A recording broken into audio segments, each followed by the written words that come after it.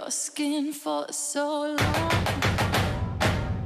Oh, I am in your head, so tell me, is it wrong? Oh, you fell under my spell, so well, so well. Oh, you fell under my spell, so well, so well. You fell under my spell now, my spell, you fell, my spell, my spell. You fell under my spell now, my spell, my spell, my spell, my spell, my spell, my spell. You fell under my spell now, my spell, my spell, my spell, my spell. You fell under my spell.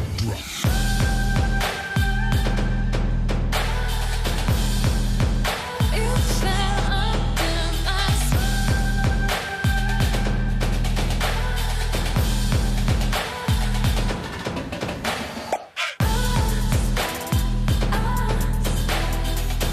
You fell under my spell now. You fell under my spell, my spell. What I feel inside, I know is right. What I can and I hide might steal my life. My spell, my spell. You fell under my spell now. My spell, my spell. You fell under my spell now. My spell, my spell. You fell under my spell now. My spell, my spell. You fell under my spell now. You fell under my spell now. You fell under my spell now.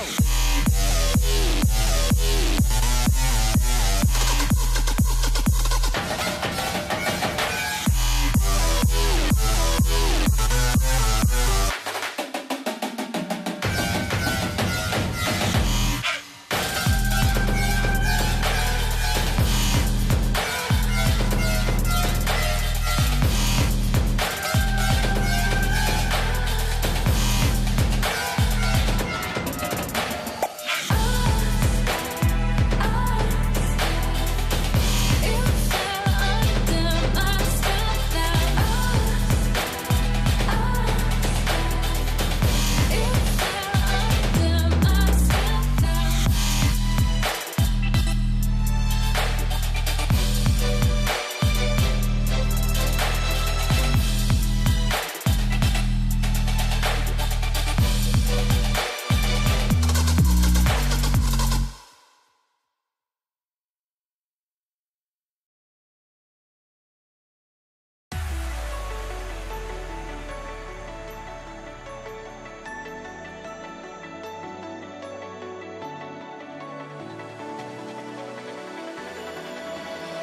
Paralyze my heart. Don't wanna feel your touch like ice, tracing all my scars. Why is it hurt on the inside? It's unforgivable, but I forgive you every time. Hard to let it go, 'cause we're intertwined. I break you, you break me, but something about it makes us so. Baby, every piece keeps us together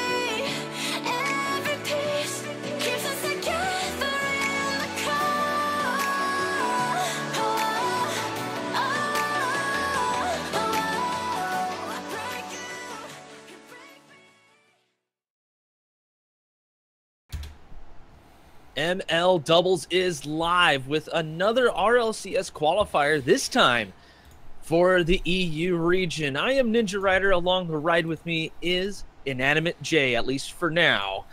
Pushing buttons and turning knobs and casting for you because he is the wizard. That makes the MLD cast work. How are you, Jay? I'm good. It's early. I mean, for both you and I, we're both on the west coast of North America. 9 a.m. start time for us here, but no problem. We're old. We've got full-time jobs. We're used to this. But it's EU today after we had some great matches in the NA region. A lot of teams got through that we expected. A lot of surprises as well on a few of those play-in matches. A couple of the top seeds falling in a few of those brackets. Yeah, but I mean, there was a whole lot of chaos yesterday. A lot of people that we were unfamiliar with got a lot of screen time yesterday, and I have a feeling it's going to be the same deal today here in the European region. That said, our first matchup features three notable names on a team called Bunk Gang. ignite, Skyline, and Mummy Snow will comprise the orange team in this matchup. Their opponents: Euphoria, Forza Peta, and Kanil Stokjes. Oh man. Okay. Wow. Yeah. All right. I gave that the best try I was going to, but I think this is a tough matchup for Euphoria here. There's a few names on the Boont Gang side that are probably familiar, ones that are familiar. And I know Mummy Snow. I recognize that name. I think he was a sub or a starter on one of the bubble teams around EU. So we'll see how this one turns out here. It's an early round matchup. We're in round 3 of. I actually don't have the bracket notes here. I have. My teleprompter not updated properly here. But we've got teams in, ready to go here. We'll get these guys right in and hold them no longer so they can get this best of 3 underway. Skyline usually playing with Chauset and Farah a lot back in, during the Gfinity competitor days and things of that nature. Mummy Snow playing, I mean, he's all over the place. The guy just plays everywhere. ignite famously with not Sebedam, in the Gfinity series as well. Yeah, with Sebedam and Doomsy and Balui on Team Infuse, but now their RLCS team will be this. Let's see how they gel together here. We do have the chat open because let's face it, we're NA, and there are some little things that we are not going to know, and it looks like there's a remake here as everybody ducked out. We'll just get that one remade here. Got lobby management on duty here. Josh, you're doing a great job behind the scenes. He did a slamming job yesterday in NA. Yeah, he did. And hopefully this one won't take too much longer to get sorted out here. EU, a wide region as far as the servers go. And actually, it sounds like Josh might have hit the wrong region. So, rip best lobby manager NA. Might have to drop him down to lobby manager number 2 NA after that one. Somebody call a lovely badger and get him some coffee. Yeah, he sounded really tired this morning when we talked to him, but he's doing a great job on the bracket management side as well, handling mod calls on Smash. And there's a great team of moderators as well all across the qualifiers right now, handling the questions that everybody has, doing a really great job. And shout out to our mods in chat too. You guys have been here for the last hour or so. I've been watching you doing my pre-show, and you guys have been answering questions, handling people really well, and I appreciate the work you guys put in throughout the course of these qualifiers. Yeah, I was kind of hoping to see the banhammer swing a little bit yesterday, mostly because I think it's hilarious, but that's just me. But I'm be honest with you, I'm really happy to be here. I'm glad took the days off from work instead of adulting. I'm here shouting at my screen on a camera. What am I doing with my life? I mean, what you want to do, and it's the dream to be able to do this whenever the hell you feel like. And I got the time off work as well. The both of us with our jobs really, understanding and accommodating for us here. But we've got the remake in. Teams are ready to go here. Game 1 of this best of 3 to get things kicked off. Pool K3, round number 3 in the upper bracket. Ball kind of sitting on the Euphoria side. A decent clears coming out from everybody. Kind of a feel-out session right now, here in the first 15 seconds or so. But ignite towards the net, just lobbing one in to see what happens here. Force can't make anything happen here. Mummy Snow taking control in the corner. Kanil Challenges again. That pinches towards the center. Nobody waiting for Bunka Gang. Here's ignite, being very patient, popping this one up towards the net. I'm gonna go with Peta on that. Misses the save there as Skyline lobs one towards the net. Unfortunately, not a lot of power on that one from Peta. Gets up for it, but doesn't get the nose of the Octane on that, so it comes off the side pod, doesn't have a lot of power. Skyline just waiting there for the second opportunity, puts it in far corner, and it's an early lead for Boot Gang. Mummy Snow right to Skyline off the kickoff. A great loss. There's an ignite with a bullet. Really strong face-off win here. Skyline just lofting that up to his teammate, almost like a set play there. They tried to lose that in the direction of Skyline. Puts that pass right up to his teammate. No mistake on that one. 2 goals in the span of seconds here. That's what you got to do here in these qualifiers. We noticed yesterday, if you can take control in these early games, you can really get in the heads of your opponents, and makes that second game a little bit easier for his. Mummy Snow takes a pass at a high angle and lights it up again.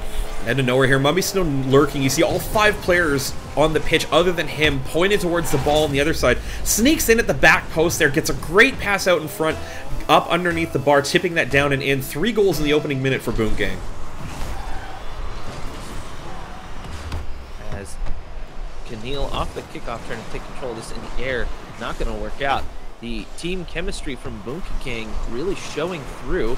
I wasn't necessarily questioning it during the pregame show, but a nice touch from Mummy Snow, and Keneal manages to back himself up in the air and get a decent clear out. Peta can't make anything happen here. Forces back, looking for the touch, can't get it. Mummy Snow with a bouncer. Unfortunately, the players on Euphoria don't get a really strong clear out. It gets to midfield, but Skyline picks it off, puts it off the backboard.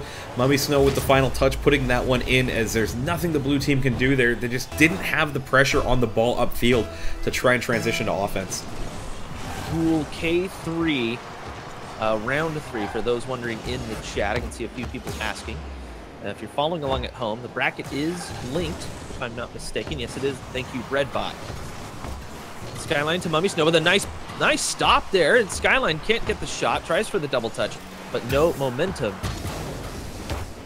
Somebody call Rocket Dailies, because these guys are putting together some plays. A triple commit by the Bunka Gang, not being punished by Euphoria. We finally see some orange side action, and right back into the neutral zone is Bunka Gang. You know, they should probably work on that name. I don't know if that's a great name. Yeah, I mean, it's not the worst name. We've seen so much worse in the open qualifiers, too. But that's a great team play. Peta to Forts. Okay. Peta right here, playing this one off the wall. Mummy Snow had an awkward touch, but Force. ignite had it red, but that speed was just enough. Knocking the bottles down there. Finally, we see Euphoria on the board. Jay, maybe this is the time for them to wake up.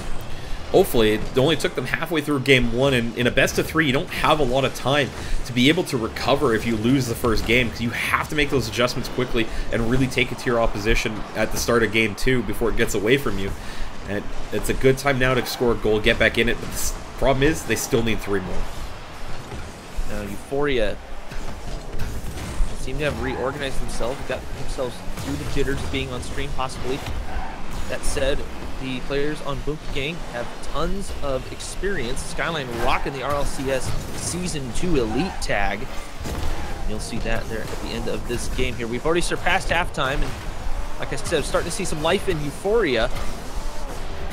We'll see if they can convert that into some goals and a possible tie here in the next 2 minutes or so.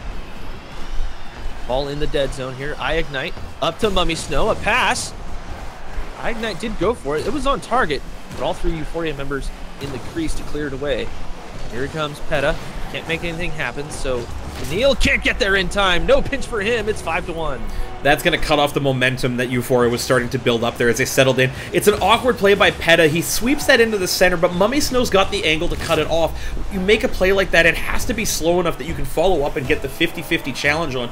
Otherwise, you kind of give possession away, and it's exactly what happens there. Mummy Snow, with no mistake, puts that 4-goal lead back on the board. That team chemistry I was talking about before. I read somewhere, I think it was ignite. Wow! ignite with a muffin from midfield. Look at this. Yeah, just a weak play by Euphoria. They don't get the ball upfield with any kind of pressure and control, and it's kind of just an awkward clear off the kickoff, and ignite full canister, a boost out of the corner, lofting that one from midfield for the 6-1 goal. And today for the early matches, I do have the chat up. Like I said, I know a little bit about the EU scene. It's more of an Achieves thing, as he has casted so much Gfinity EU. But in keeping up with things, people saying that Euphoria is so bad, I would disagree. Euphoria really holding their own against an extremely strong team with tons of practice, especially in the Gfinity series. Yeah, it's tough when you go up against a team like this early on in a tournament. Round 3, it's a 6-round bracket in the upper bracket right now, and if you haven't played a couple of games on the lead, and possibly your opponents in the first 2 rounds didn't show up for the day, so you're coming into this one with only a couple of games worth of warm-up because you haven't been playing competitive Rocket League up to this point. It's tough to really get into this one, especially against top-tier opposition. Yeah, right, especially like that. Euphoria, the triple commit on this defensive play, everybody not trusting each other at all. And ignite is there. He just comes out of the corner. Nice little touch from the wrong way. Sweeps it in and makes it a Brazil. Yeah, South American RLCS, there's you go. Quick shout out to Shogun in the chat. Probably going to give all us casters a hard time, as well as Team Rocket. As ignite up to Skyline, over to Mummy Snow.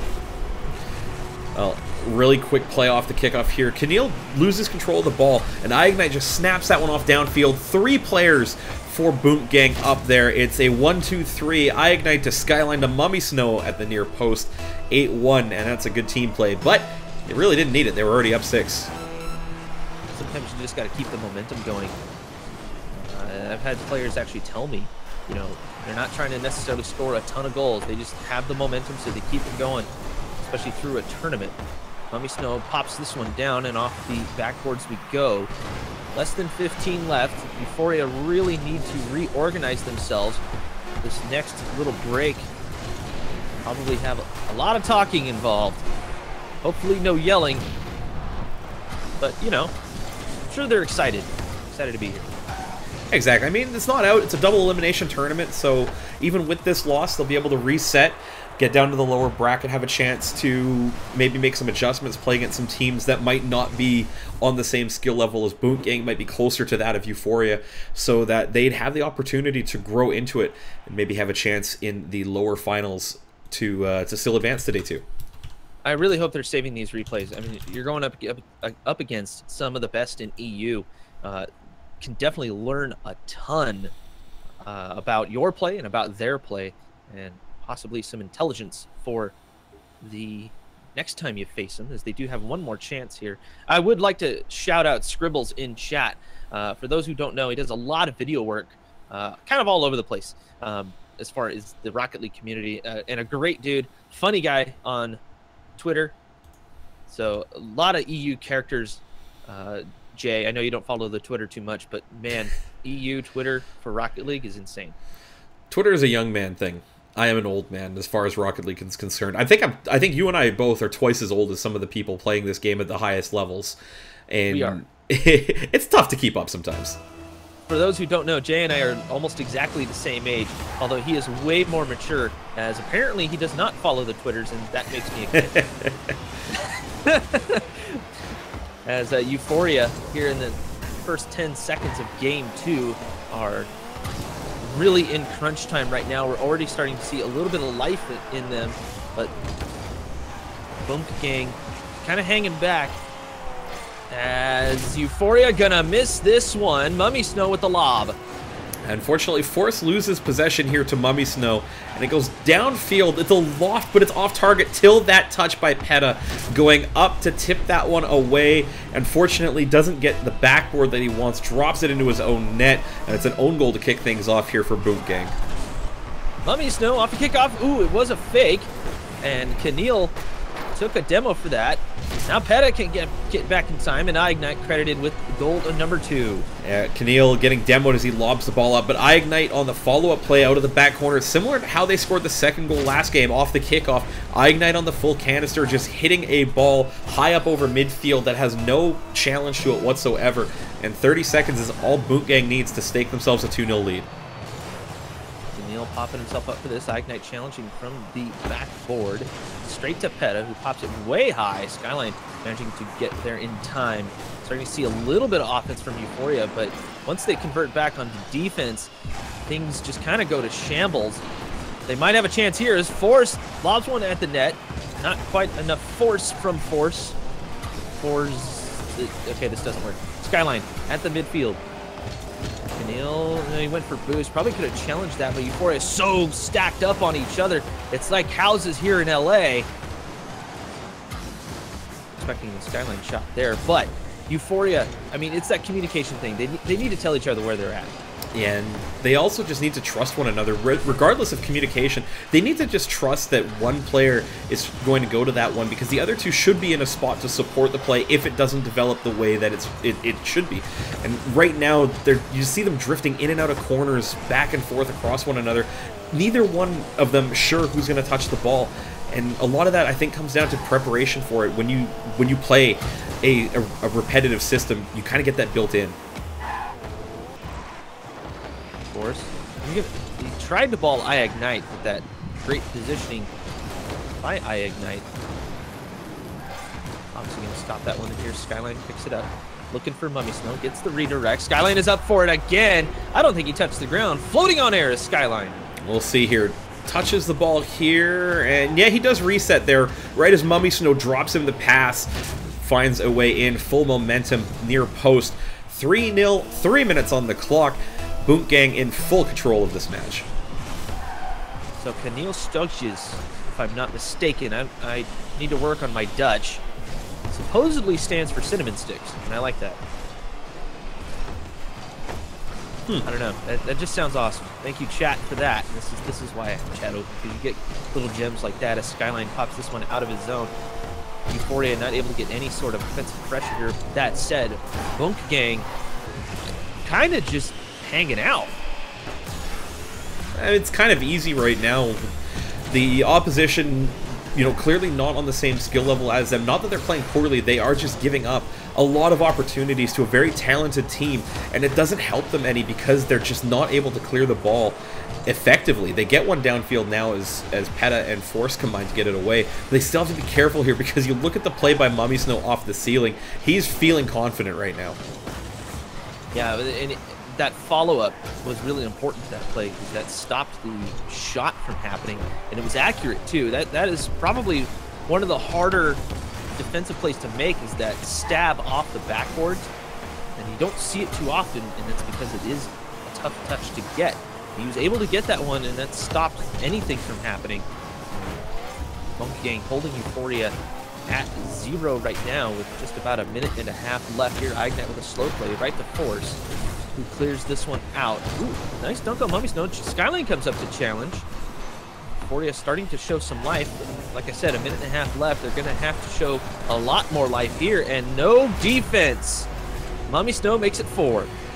Little bit of a low Muay touch by Skyline. You see him there as he gets a really sharp angle shot. Keneal does his best to tap it away, but Mummy Snow following up. The pressure too much for Euphoria to try and defend at that point. 4-0 now for Boot Gang.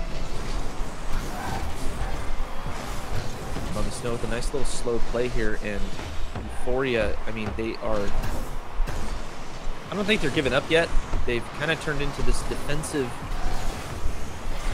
Yeah, I wouldn't even call it a wall, but they're trying to convert their defense into offense.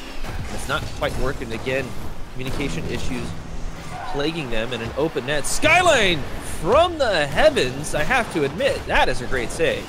Yeah, but he was kind of baiting them into the shot there. You could see him up on the backboard for a long time, leaving the net open, daring Euphoria to shoot. And then as soon as they do, it was a good shot and a good spot, but unfortunately Skyline reading it really well. Came down off the crossbar to tape it away. Wow. it still amazes me, those types of saves where they come from the sidewall or the backboard from on top.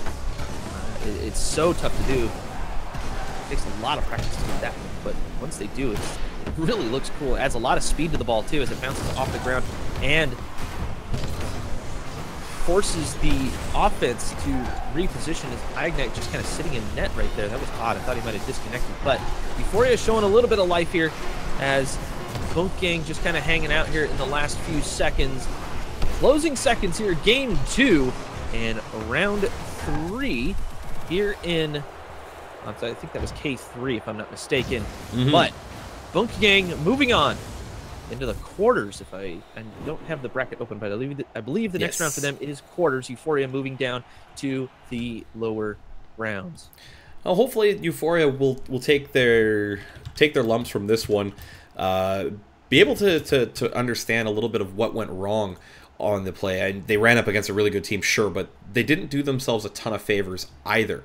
And hopefully out of that, they'll be able to figure some things out, make a run through the lower bracket with some teams that might be closer to their skill level or even lower, that they'll have a chance to really get through. And then by the time they get to those lower finals where they have a chance to qualify for the top 128 in EU, they'll be ready to go and be really firing on all cylinders. Yeah, I struggle to say that they're a bad team by any means. I mean, they came up against arguably one of the teams that will make it into at least the rivals series for EU. Some people saying, especially those team members, at least rivals caliber for sure. Skyline having been in RLCS before. That said, there's some tough competition out there for them once they hit that 128.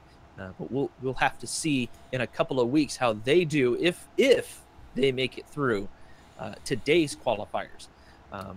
That said, I believe we are waiting on the next match to stream. Yeah, just taking a quick look around the bracket. By the looks of it, I think we'll be taking a trip to K1. We're just waiting on the outcome of a round 3 matchup right now before we go there. Method currently in a quarterfinal matchup right now. They are in progress, so we won't be able to pick them up yet. We'll try to catch them a little bit later on in the broadcast as well. If you're here for Team Rocket, they are in K7 right now. Team Rocket currently in the quarterfinals, active at the moment. That one having just fired up about 6 minutes ago, but they're still on pace to make the winners semis, at least by the looks of it, barring some kind of catastrophe. Just getting word from our producers now, getting a match set up, so won't have to listen to us stall for time very much longer. For those wondering, Gregan is also playing here, the caster extraordinaire and Clash of Clans guy, traitor, Kappa, I say. Also in K7. But also in K7, yeah. So there is a possibility we may have a Team Rocket versus Backpost, is Gregan's team. Now, I don't know if he happens to know those players, the players that he's playing with, but that one should be a good one. Their match just starting there in the quarterfinals. It looks like there was a DQ for their opponents. Great team name, Jay, the Rising Baguettes. Rising Baguettes, yes. It's fantastic. That is awesome here, but by the looks of it, we are going to be getting into a match here. I got the lobby ready, just waiting on a little bit of team info here, and it will be Lausanne Esports against UST Black. I think that is, I don't think that's K1. I think we're actually jumping somewhere else here. So I jump through my brackets here. Who finds it first, Ninja, you or me? You. Probably, because I'm probably going to hear it from production. I'll probably hear it from production first. Probably, yeah. See, Jay's got the hookups. He gets all his information from everywhere, and then us normal casters has to be like, I don't know, yeah, that. Sure. K6 quarterfinals right now. UST Black, I recognize one name, Luca Kerman.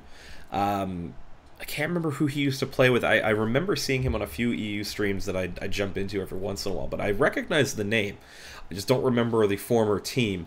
But otherwise, don't recognize any of the other names elsewhere in the team listings here. So like we saw a lot yesterday with some of the NA teams we had early on. 6 names that you don't really know a lot about. Sometimes you get some really competitive matchups.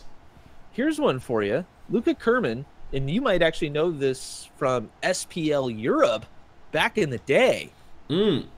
Kiri and Luca Kerman played together with somebody called Jakey Poo on a team called Club Penguin, which I think is hilarious. Thank you, Google, for that. So we have a little bit of chemistry there between Kiri and Luca Kerman. No, this is not Carrie from Nexus Gaming. This is Kiri. Got to get that inflection right. You know what I mean? Easy memes. All right. I think by the looks of things, we've got everybody in here, so we can get this one underway in a matter of seconds here. It's K6 winners quarterfinal. 6 wins separating these teams from qualification. They'll look to pick up 2 of them right now here on DFH Stadium. As Lausanne Esports. Correct me if I am wrong on the pronunciation. I always get my French wrong. And Jay is not from French Canada, so... I speak. I took 5 years of it in high school. Well, correct me if I'm wrong then. You were close enough. Oh, I'll take it. My accent's terrible, too. Fair. You know what? I'm going to give you that one, but you're so close to the United States, I might as well just call you an American citizen. as he goes really quiet because he's offended as a proud Canadian, of course. Oh my god, he is quiet. Oh god, this is hard. Anyway, Arkin centering here. Galaxy going to pop up for this. He's rocking a Batmobile. Arkin centering, looking for, I believe that's Cold. Going with Cold. Here's Luca Kerman still on this UST black end. Luca pops it up. Red by Cold. A goal line save there in the air.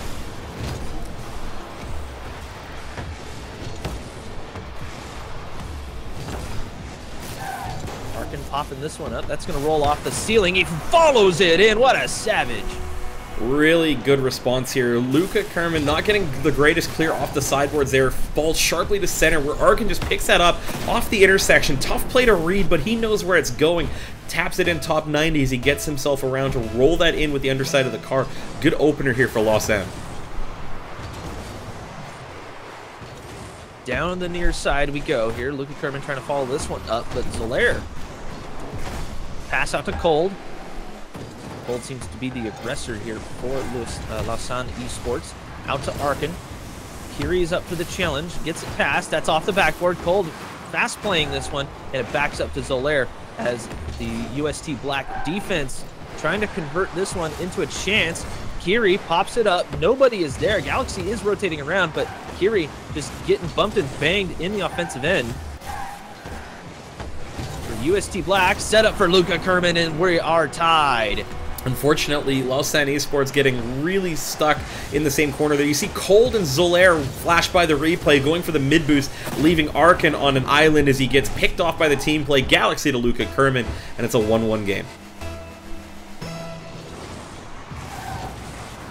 Popped up here off the kickoff. Here Cold is the one to connect with that. Zolaire manages to block the shot. Looked like it was going to go in from the angle. Unfortunately, my protractors are not as accurate as the players. As Luca Kerman above Cold, the dunk into house. Yeah, Galaxy on the far side here comes across, grabs that boost. Not going to matter here though, as Kiri just flips that one in right over top of Cold, trying to get out to challenge it, but he's up a little bit late. And Luca over the top on him. 2 strikes here for UST Black as they take the lead with 3:10 to go. Popped out to the side. Here's Zolaire. Trying to follow, gets the double touch, not quite accurate, but Arkin is there to clean up. No! Off the top post. Not going to work out. As UST Black trying to take control of the ball on their side, still sort of in the neutral zone here. Arkin up to Zolaire. Missed on the pass. Cold was centered. Here's Galaxy. To Luca. Going to follow this one up. Zolaire dangerous in front of his net. Luca will take advantage. Unfortunately, Zolaire stuck with... he actually had boost. My apologies there. Just plays that one a little bit poorly there. Could have left it for Arkin. Calm's breakdown. Instead, Zolaire takes it around his teammate, and Luca picking the pocket of him. 3 goals now for Luca Kerman, and it's 3-1. For those following along at home, Pool K6, this is the winners quarterfinals here, and an open net for Lausanne Esports finds themselves 3 goals down before halftime. Well, they get the first strike here, but they've given up 4 straight now to UST Black, as off the kickoff goes deep into the corner, nobody really able to clear it effectively, and it spills out in front. We get 5 goals just before halftime total, 4 of them in favor of the orange team. They have families, guys. Come on. That's okay. Like I said before, got to keep that momentum up here as Arkin gets the dunk on Kiri, I should say. Solaire with the miss. And a good challenge by Galaxy, keeping this one on the offensive end here for UST Black. Finally, Arkin around the corner. Galaxy demoing cold before he could take a pass from his teammate. As Arkin gets one on Kiri, Galaxy with the redirection. What a shot! Tried to go to Kiri's camera in the same instant he gets demoed, right there. But it's a great pass, hard lateral off the boards there, right out in front for Galaxy as he's cherry-picking coming out of the offensive corner. Nothing Lausanne Esports can do. They didn't read that play very well as they started following the ball around. Now they have an even bigger hole to dig themselves out of. 5-1, looking for the Brazil, it seems, as that meme has not died yet. Solaire pops it past one, trying to get past Kiri. Gets it to Arkin, and they are in! Okay, team plays coming out here from Lausanne. Finally a response. And they've managed to transition this one quickly into offense there. Arkin's got a great angle on Galaxy, who's up a bit late. He's too far back in the corner, trying to get boost, I believe, on the transition. And it's a great team play, not too heavy on the pass. And they cut the lead down to 3. Galaxy out of the corner here, sets up for Kiri. Can't get it past Arkin. So Solaire keeping it in the corner. A good play there to take control, grab a little bit of time for his teammates to get reorganized there. Solaire off of Kiri. Arkin is set up. A flip into the net, finding the opposite corner. 3-5. Pinch goal here for Arkin. Solaire does really well to challenge that against Kiri. Doesn't get it too far forward, but he's able to get that down towards Luka Kerman, and Arkin cuts the angle off, dunking the star player for UST Black right now. Remember, he's got 4 goals in game 1 here, and it's a 2-goal game with enough time, I think, to work it in and tie it up. Kiri dunked on by Solaire. Like you said, the speed of these goals happening. Plenty of time here for Lausanne. If UST Black doesn't keep up the pressure that they've had all game, I wouldn't be surprised to start seeing a lot of demos and some physicality come out here from Lausanne Esports, as they aren't exactly playing politely, but there you go. There's the bodies I've been looking for. Solaire getting in the way of Luka Kerman, and now a shot that rolls off the noob corner. Carry very dangerous there. Cold can't make it happen, but Luka Kerman takes a demo for his transgressions. Solaire towards the net. That'll go wide. I don't think Galaxy even got a touch on that as the ball squirts out to the side. Carry now near side, looking for Luka. And off the wall we go. Arkin reads that well. And Lausanne seem to have slowed down. I think UST Blacks finally sped up their defensive play here in the last 30 seconds, Jay. A lot of boost management, too, by both teams. Quick look through the blue cameras there. Not a lot of boost across the board on offense here. And in transition, the teams are just kind of doing this at a track meet. Big save by Arkin as Kiri looks to ice it here. It's one last rush, maybe 2 if they can get it for Lausanne, but Arkin is going to lose control, and that's going to do it. That's what I was looking for, is that physicality. The demo's so important in this game, and honestly, I feel like they're underutilized most of the time. Even in high-level play. Granted, they're moving kind of fast, and they're not necessarily looking for players to demo. That said, Kiri will knock this one down, and UST Black knock one up. Now up 1. Stake themselves out to a lead early, which is what you always want to do in a competitive match like this. But credit to Lausanne Esports, they were really pulling that one back late on in the game, and had they not given up a couple of goals early, that probably could have been avoided to UST Black. Might have been able to keep that one competitive and still make it into overtime and try and come away with game 1.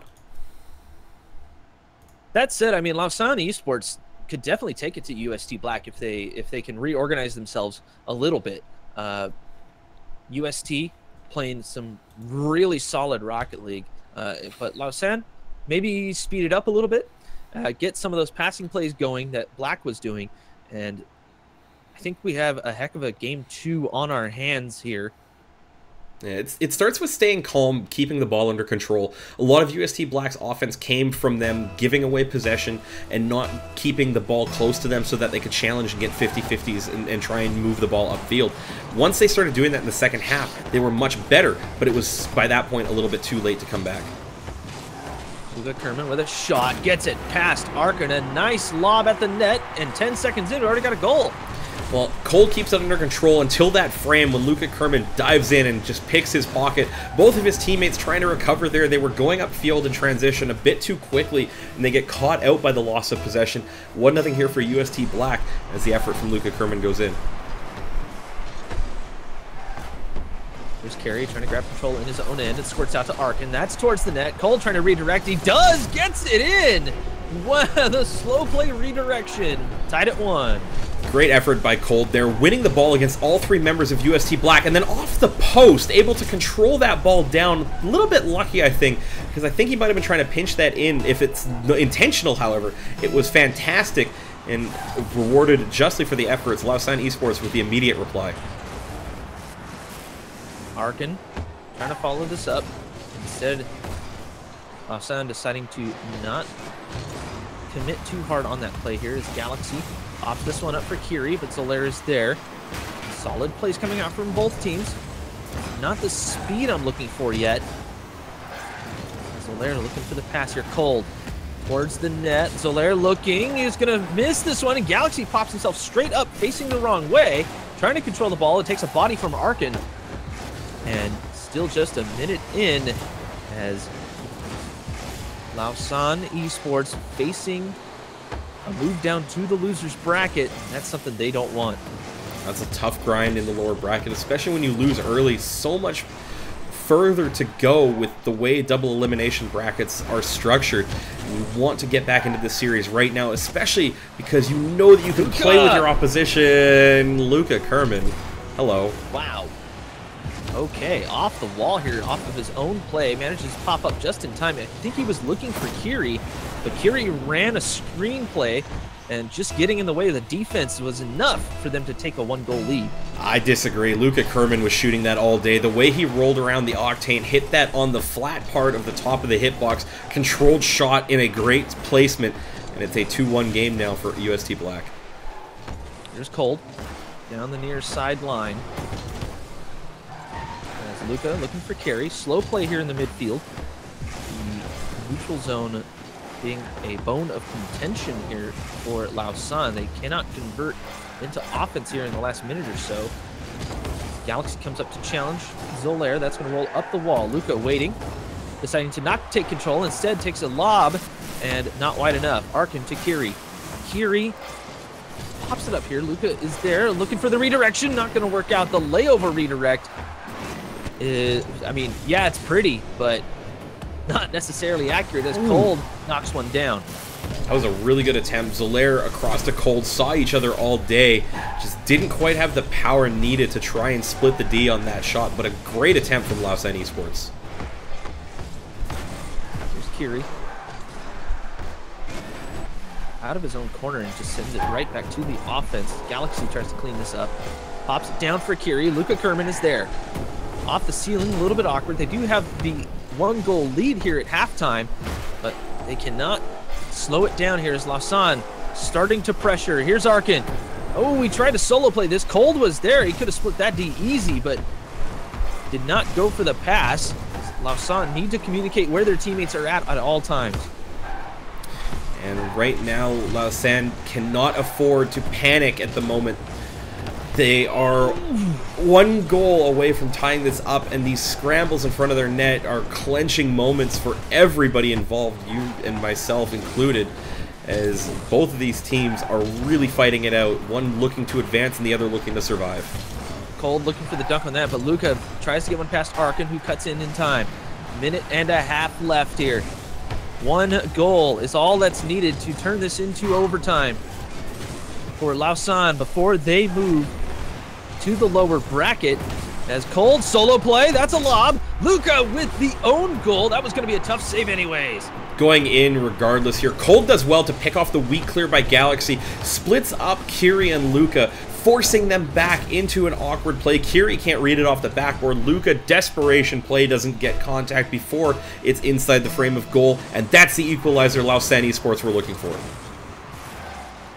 Got a game on our hands, guys. If you are not on the edge of your seats, I don't know what's wrong with you. As Cold comes out of net for this, grabs a little boost. Slow play, though. Carey comes in to take advantage. Arkin in his own corner. Stopped by Galaxy. Zolaire looking for the pass. Arkin is there, but so is Luca Kerman. Now Cold in his own corner again, but two players from UST Black are there to take advantage, and a pop down off the defender. Kiri gets the go-ahead. Really good pressure from UST Black. They respond well to going down or giving up the goal there. Kiri just positioning the Octane hitbox in a spot that Arkin doesn't have an option to hit it past him. Hits it into Kiri, directed downward at goal, and there's nothing Lausanne Esports can do to respond as they give up a go-ahead goal here with a minute to go. Now Lausanne response immediately. Cold going savage. Really good play by Cold here. Knows that he has to hit this top 90 with the way Kiri is there. Cuts the angle in front, hits it with the outside of his hitbox. It's a tough shot, but a great play by Zolaire, and we've got a game yet again. Here we go, less than a minute, tied at 3. It's become a shootout here as Cold off a kickoff. That's going to go high. Luca rolls it off the ceiling and attempts to follow. Challenged by Arkin, but we end up here in the neutral zone. Zolaire backing up, trying to set something up there, but no way, says Galaxy. Now Cold cleans up the play. Kiri coming in for the center. Nobody there from UST Black, but now Luca, speed play. Zolaire speeding this one up, and off the ceiling we go. Here's Zolaire towards the net. Galaxy is there with a great read. 30 seconds left here. Still tied up as UST Black looking for a sweet one. Instead, a slow play coming out here as a few whiffs, but still cleared away. Now, Kiri in the neutral zone. Zolaire taking over, finds no man's land. Following, can't get that second touch. Arkin double commits. That leaves Cold back, throws it into his corner. That's the way to do it. Here's Galaxy. Can he make it happen? Luca, possible shot. Gonna throw it towards the corner anyways and possibly hit the ground. No, it will not. Can't follow it up. Galaxy is up. A shot off the backboards, and we have overtime. Wow, overtime with the ball on the doorstep of Lausanne Esports and their elimination from the upper bracket. Still game on here, but UST with a favorable kickoff. Here's Arkin trying to follow up on Cold's mistouch. Arkin with a fake on Galaxy. It only has Kiri. A pass out to Cold, a shot, and Kiri's going to block it away. A great play by Kiri on the defense. Luca now challenged by Cold. That's going to squirt out high as Arkin tries to block Galaxy's positioning, but whiffs on both ends. Zolaire shadowing.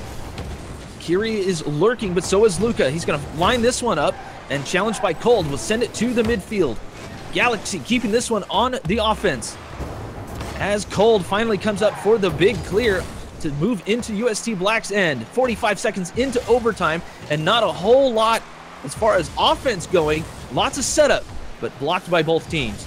Unfortunately, both teams right now, a little bit of jitters setting in. You can see with the number of whiffs coming out and just little touches that aren't quite going the way you want. Both of these teams gripping the sticks really hard at the moment, trying to find the winner here as we move forward on in this tournament. Trying to see who's going to light up the goalposts first as Galaxy stops that play from happening as Arkin comes to clean it up. Galaxy again. Kiri rotating in, and here's Luca Kerman. Out to Galaxy, a pass play. Gonna whiff on the touch, so Cold cleans this one away. Zolaire is gonna miss on that very, very awkward play. Gets the one on the way down. Here's Galaxy for the center to Luca. A shot coming out, but Cold read that well and challenged him right as he touched it. Cross to the far side here. Here's Zolaire. Kiri can't make that happen as Luca tries to clean this one up. Now Cold, nobody back. Oh wait, there he is. That Batmobile blending in with the orange zone here. Galaxy up for the second, not gonna work. Draws out one. Kiri, Arkin's the only one there. He's popped up. Now Luca through traffic and he takes the win. Heartbreak for Lausanne Esports. In transition, the stealthy Batmobile clear from Galaxy up far off the backboard. Kiri keeping possession and out for Luca, who bullies it home past the Lausanne scramble. And Lausanne Esports, unfortunately, will fall to the lower bracket, but not for a lack of trying. Lausanne Esports, that second game was a blazer for them. A shootout there right there in the middle of the game, tied it up at 3, but just could not hold on. UST Black put on a show there at the end. That last 30 seconds in overtime, just so patient on the offensive end. They were not letting anything past them to get into their side, much less even the neutral zone. Yeah, it's back and forth, though. I mean, once Lausanne really found their footing and they were able to put UST back on the defense, you could see the team plays coming out. They were in awkward spots, the UST Black defense, on a number of occasions, and Lausanne did a great job capitalizing. Unfortunately, in overtime, they were under pressure for so long that it went back to that kind of play from game 1 where they get it out halfway and then it would just be right back in their face, and they'd struggle to try and keep it out of their end. And that's one of the hardest things to learn as a team, is that second defensive follow-up touch to get it to the offense side, especially when you're under pressure constantly. There's somebody always challenging the ball, but that's the thing. You got to be there. There's if you're not challenging, you're not going to get out of your end at all, and that's on pretty much every touch when you get to this level of Rocket League. Yeah, if you don't have a plan in mind when you're clearing the ball, and it's not a play directly to a teammate, you're pretty often going to have a bad time. It's going to be a really big struggle, but hats off to the Lausanne Esports guys. They played a really good series. They made game 1 competitive late. Unfortunately, didn't quite make it back in the comeback there. Brought game 2 to overtime, just could not find a winner there. And unfortunately, they will have to fight their way through the lower bracket. But we will move on in our broadcast here. K8, the next stop on our list here. It'll be the winner's semifinal between My Conviction and Triple Yipple. 6 names on the rosters that I don't recognize, but hopefully, if last match was any indication of the competitiveness at this level, we should see a pretty close matchup. This one should be good, I hope. And like you said, not really names that I would know either here. Jonas, Flax 7, and Mao on My Conviction. We're calling him Mycon just because it doesn't fit. But Triple Yipple, Dev Rules, Coochie, nice, and In Control with a Q. So if you guys in the chat know who these guys are, I don't recognize them, but there are a couple of EU orgs where they may be playing that we just don't get the chance to see because, we're at work. It's true. Somebody's got to pay bills because we're still working on making Rocket League pay the bills, and hopefully, as the community continues to grow and things start to get bigger and bigger, there will be a lot more opportunities to make this a full-time thing. But for now, we are content and happy to be bringing you the Rocket League Championship Series Open Qualifiers presented by Minor League Doubles. It is EU Day 3. We are in the winners' semis. Pool K8. For those joining in from Europe, I want to welcome you guys, and you probably haven't heard too much from Minor League Doubles. For those who don't know, it is literally a league for people who are either not good at the game yet and are looking to get better, or just people who don't have time like a pro to get good, if you will, but still want to play with people in a competitive level at their level in a doubles format, a franchise-style league. 10 weeks, playoffs, the whole nines. You get your own Twitter. It's all set up, and we've been going for what, 4 seasons now? 5 seasons. We're in the process of in the middle of season 5 right now, but there are just finished up interleague play. Yes. Yeah, week 7 in the books, week 8 coming up this weekend. But unfortunately, folks, we are getting word from our producers. There's a bit of a delay getting this next match set up. I think one of the teams is still waiting to get back because the bracket not actually scheduled to start for another 10 minutes. So we're going to throw you guys over to a break. Sit tight when we come back. Pool K8 winner semifinal between My Conviction and Triple Yipple. You're watching the Rocket League Championship Series presented by Minor League Doubles here on Twitch.tv.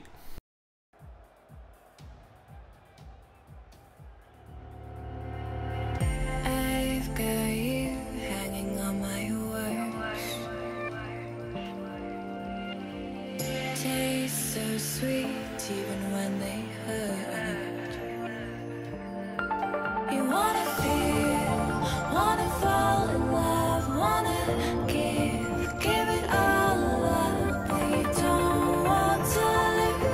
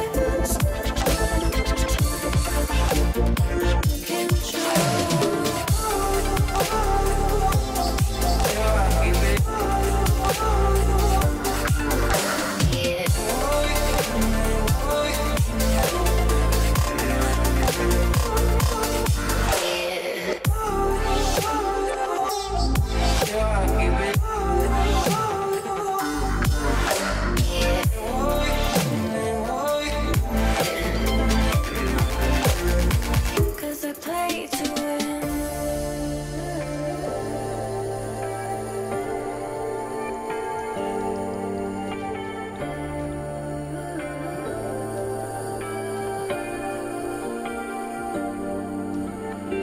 You fear that love is hard to find. Not in your heart, but in your mind. Are we playing this game? Are we playing this game? Are you too afraid, or are you giving in? Let the games begin, 'cause I play to win.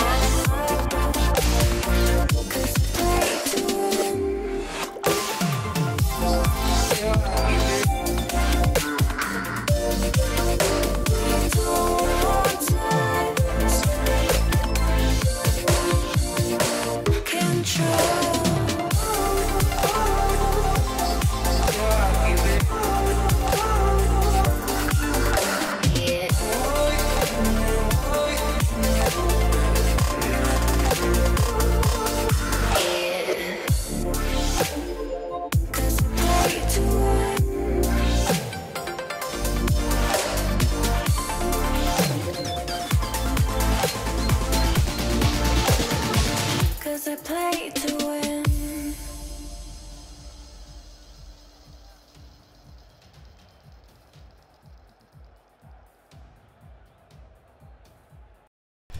And we're back on the Rocket League Championship Series, presented by Minor League Doubles. It's the Open Qualifiers EU region, day number 3. Then Anima J and Ninja Rider with you for one more matchup. We've got a technical issue with one of the teams sorted out, so we will be able to bring them in shortly. K8 winner semifinal, Triple Yipple, and My Conviction on deck for you. Ninja, our last game before break, a good matchup between Lausanne Esports and the boys of UST Black. But yes. Unfortunately for Lausanne, the last stand not able to carry forward into overtime.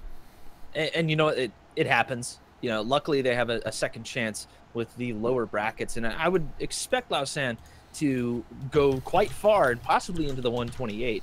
They had some decent team synergy. It was just the lack of communication, I think, that may have cost them that one. But they seemed to have cleaned up at the end a lot better, and they were just overpowered by UST Black. I believe we're waiting on one team to join in, if I'm correct.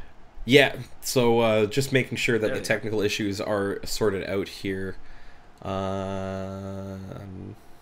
It looks like I think we're good. Joining in. I think we're good here, so we'll get these guys in without any further ado here, as I think you and I are ready to go here. I'll send a signal out to our lobby manager. So yeah, we're ready to go here. As soon as these guys join in, we'll have you the K8 semifinal between Triple Yipple and My Conviction.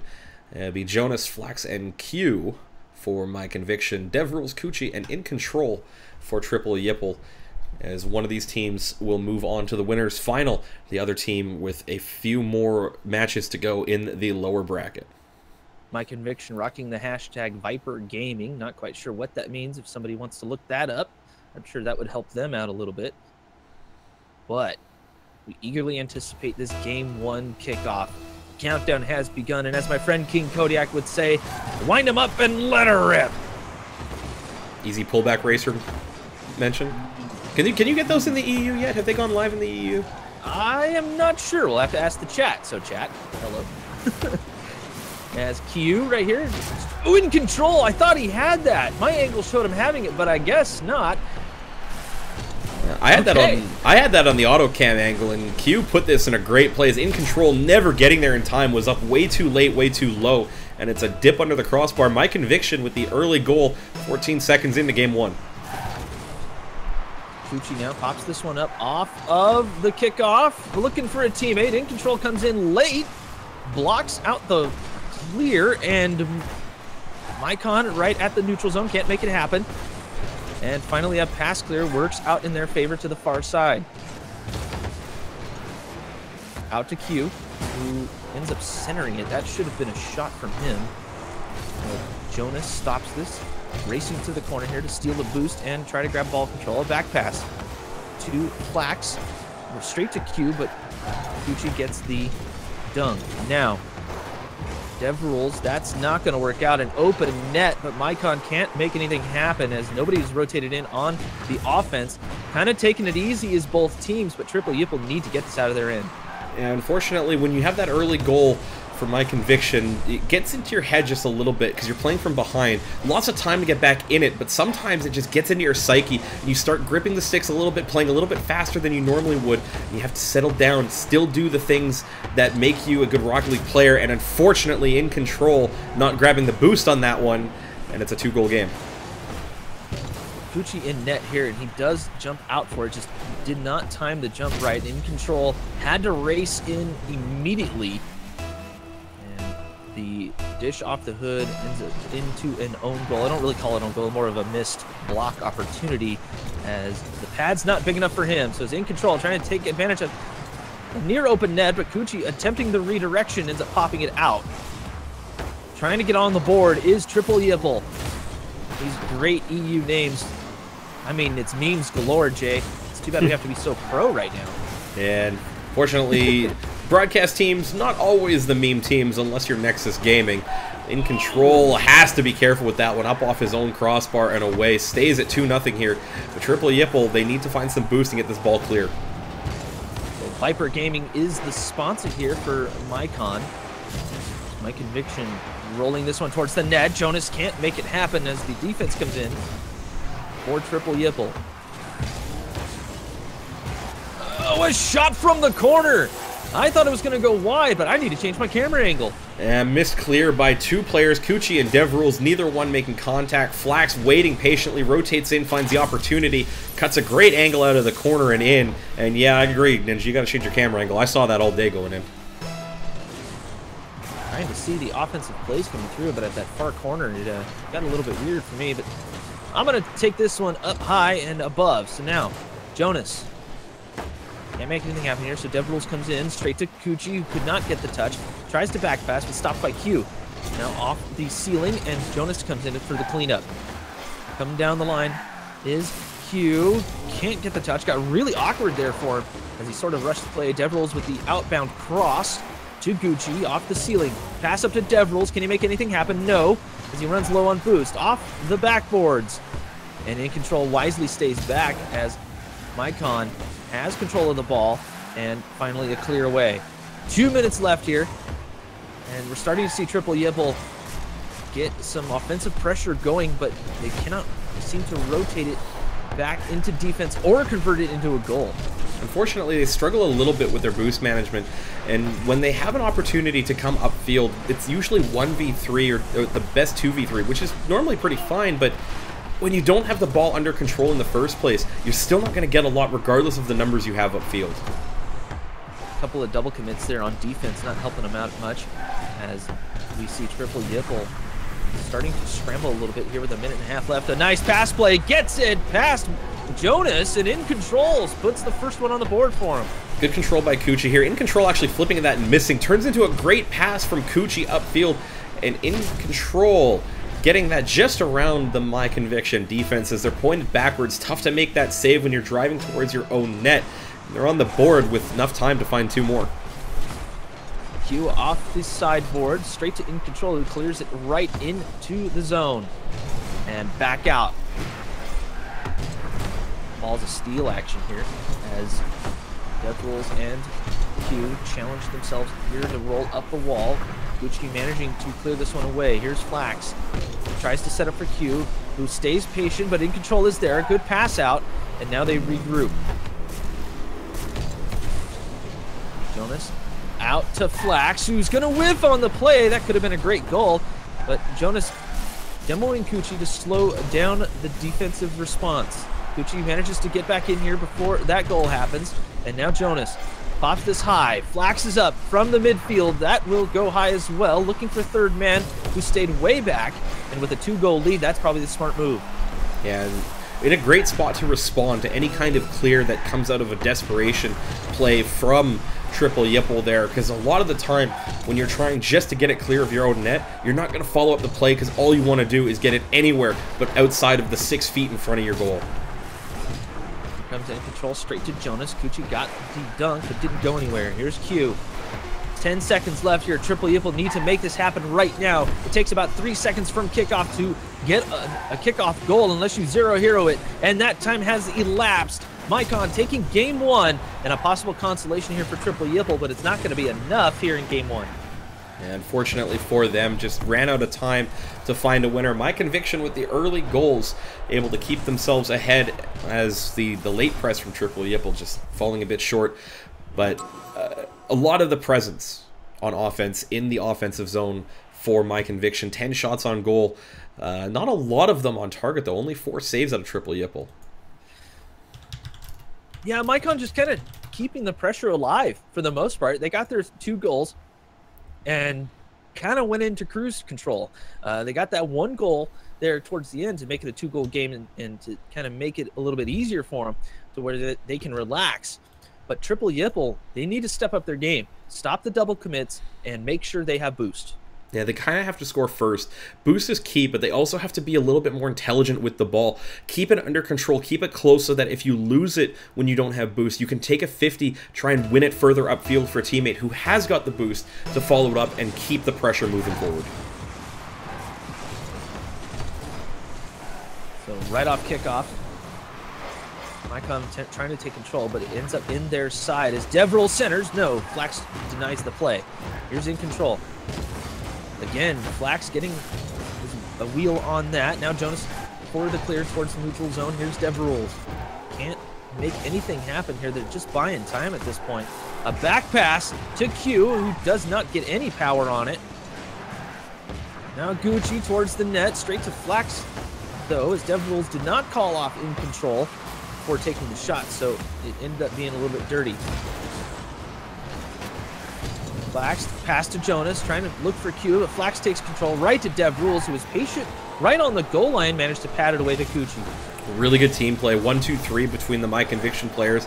Unfortunately, the shot, no power, straight at Devril, and we stay tied at 0. Now Kuchi up to in control. A possible pass play, did not get the redirection he was looking for. And also Kuchi got demoed. So it was could have been a setup. Now Flax stole the boost, bumps Gucci right to Jonas, and no goal will happen as the inaccuracy coming back to plague Mycon. Really tough shot to make, though. It was right at him on the deflection into the front of Jonas's Octane. Not a lot he could do with that. I'm not surprised it didn't go in, but both of these teams exchanging chances right now. Devril's trying to keep this one going here. Q looking for Jonas. It's going to be a little bit awkward for him, but a pass, a shot.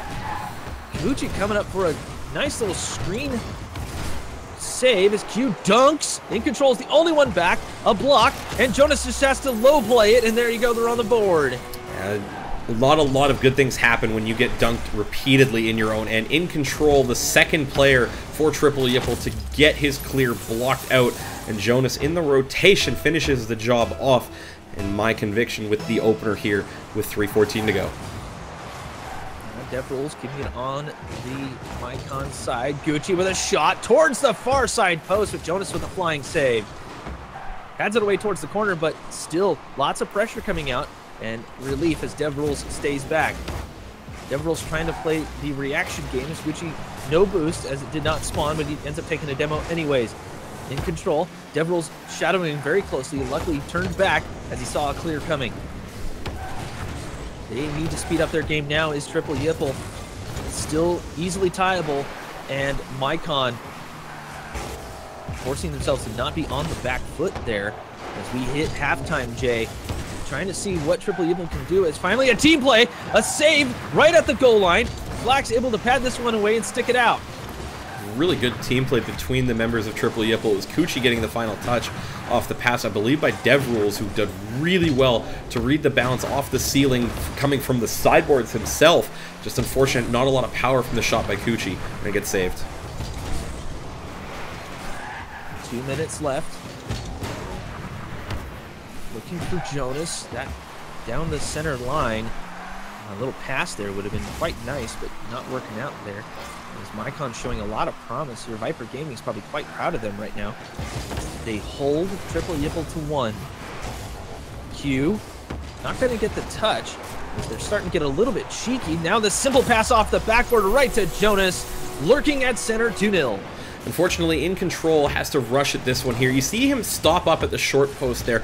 Not a lot he can do to get up for that one because he just waits too long and gets set on the ground. If he tries to take that in stride while he has forward momentum, would have had a chance to clear it away. But instead, the pressure from My Conviction forcing them to buckle further.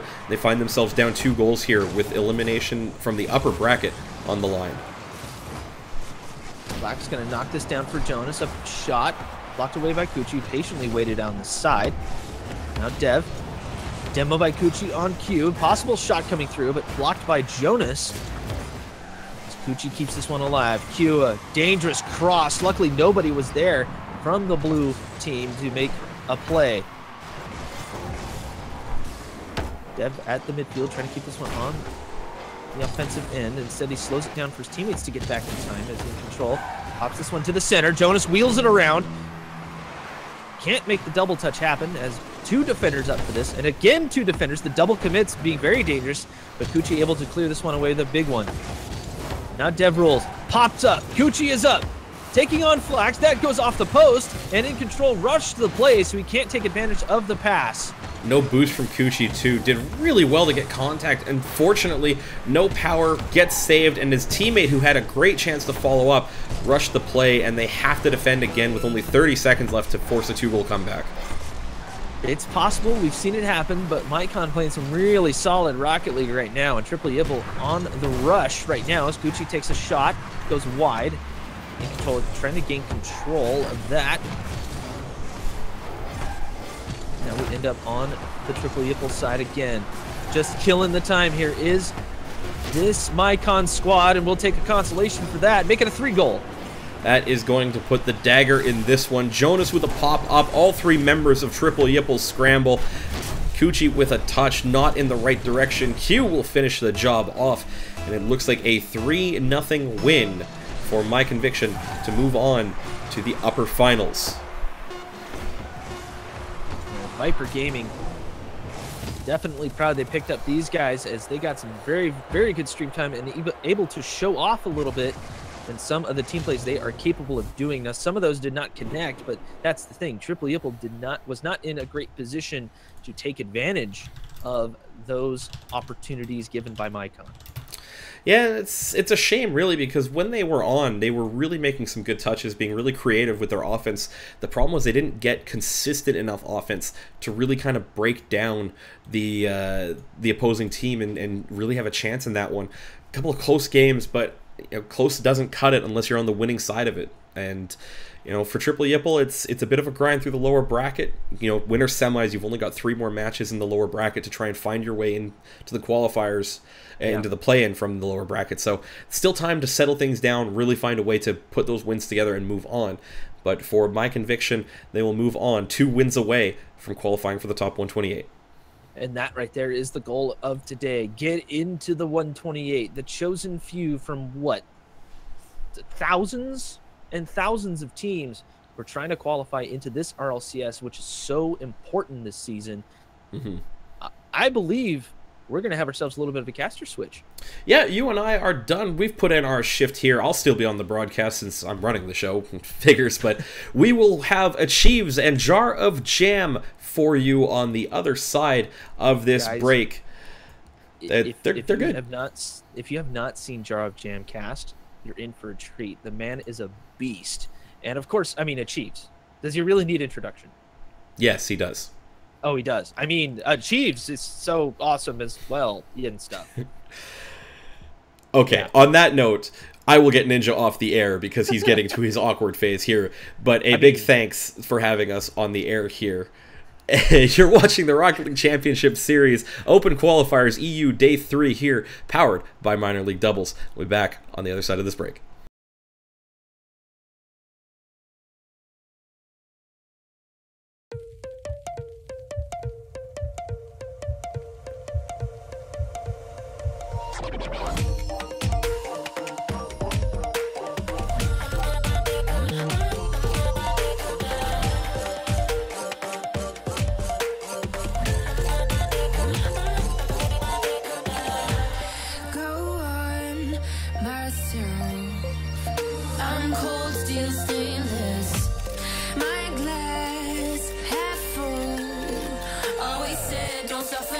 fools.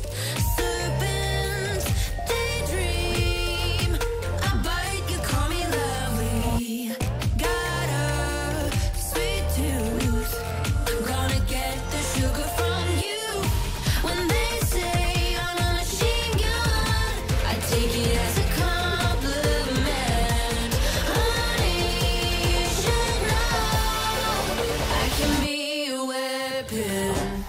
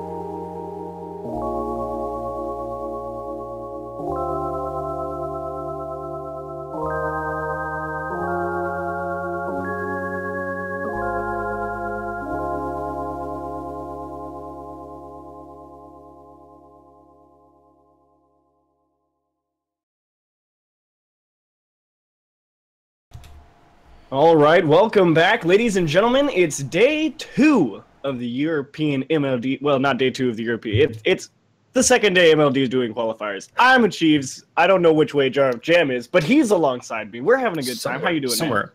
Well, I'm in Europe. I'm in Europe. Whichever Europe is to you, point north, southwest. Well, it's doublet north. That way. I'll the other way. Hopefully we'll point in the right direction.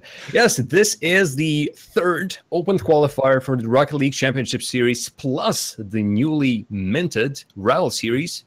In the end, 128 teams will be fighting for a chance to get 14 spots. 2 of the spots in the Championship Series already taken, but other spots are for grabs, and 128 teams. That's you see all the professional ones. You see all the guys who have been bubbling for a long period of time.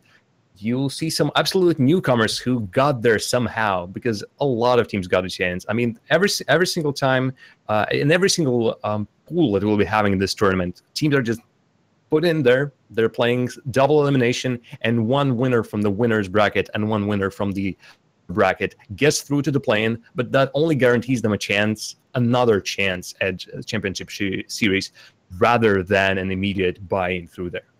And you say a lot of teams get a chance, and there's no better excuse of a team than Woody Woodpeckers. And I only say that because Wrong Way Woody is on that team, and he beat me in a tournament the other day. So I'm upset. No, I'm kidding. I do remember that. It'll be good to get to see these guys play. Retech, Wrong Way Woody, and Jayless going up against Rainbow Kiss here in Dr. Josh, Tadra, and Limit. So we're ready to go whenever these teams hop into game. Jam, any thoughts about any of these two teams off the top of your head? Well, again, I've seen Wrong Way Woody play. I do believe I actually seen Jayless play, or at least the name is quite Rainbow Kiss, all dark horses for me.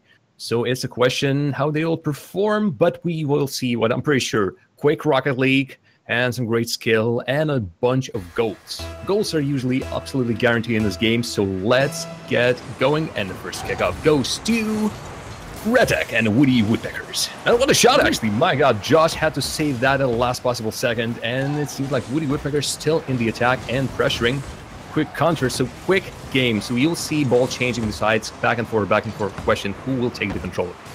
Well, you said we'd see a lot of things here, but you forgot to mention that we'll see plenty of fakes, because Wrong Way Woody has christened himself the unofficial fake master of Rocket League.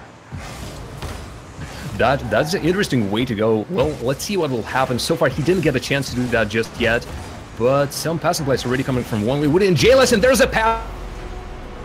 Back and forth, and they do put the first one, not of today, but at least of our shift, and in a great sense, seemingly Rainbow Kiss just lost themselves on the field for a bit, and Wrong Way Woody used that chance. Yeah, it wasn't a particularly easy play for Jayless out of the corner either. He was coming parallel in front of the net and had to make sure he caught that ball just off the bounce, off that lip, and if he mistimes that, then it doesn't take that beautiful hop right into the midfield. So a great play from Jayless. That's a great start. So Woody Woodpeckers putting one on the board still with 4 minutes remaining. Rainbow Kiss, so far a little bit shaky on the field. I see them do a couple of double commits. Still not sure who should go for that ball. They are eager to get something. Jayless with a chance, but a whiff. Ooh, and Wrong Way Woody gets faked out and dribbled out. Dr. Joe slows it in the end, tries to Radicule. Wow. And, third man, always strong. When the defenders are completely out of the picture, that's where your third man standing comes in and puts the goal.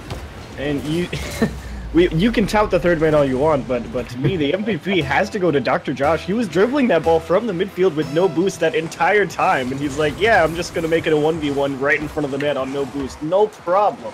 So heck of a play by Dr. Josh to get that anywhere near the goal. Skills to pay the bills. Well, he actually now in the air. Plenty of boost on his opponent. There's suddenly the game turn around. Kiss started slow, but one after the other, they're catching Woody Woodpecker off guard.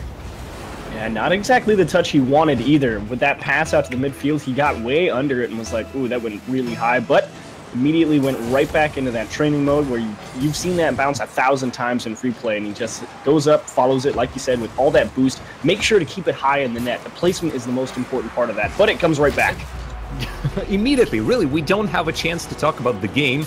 because we just finished talking about the first goal, and then the second immediately comes in. This comes off seemingly by the miss of Limit on the wall, and Woody, right position, right time. All teammate needed to do was just put a little doink over in the direction of the goal, and there was Woody just waiting for it, bam, straight into the net.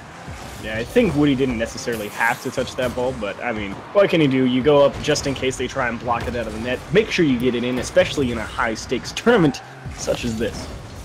And stakes couldn't have been higher. No money prizes.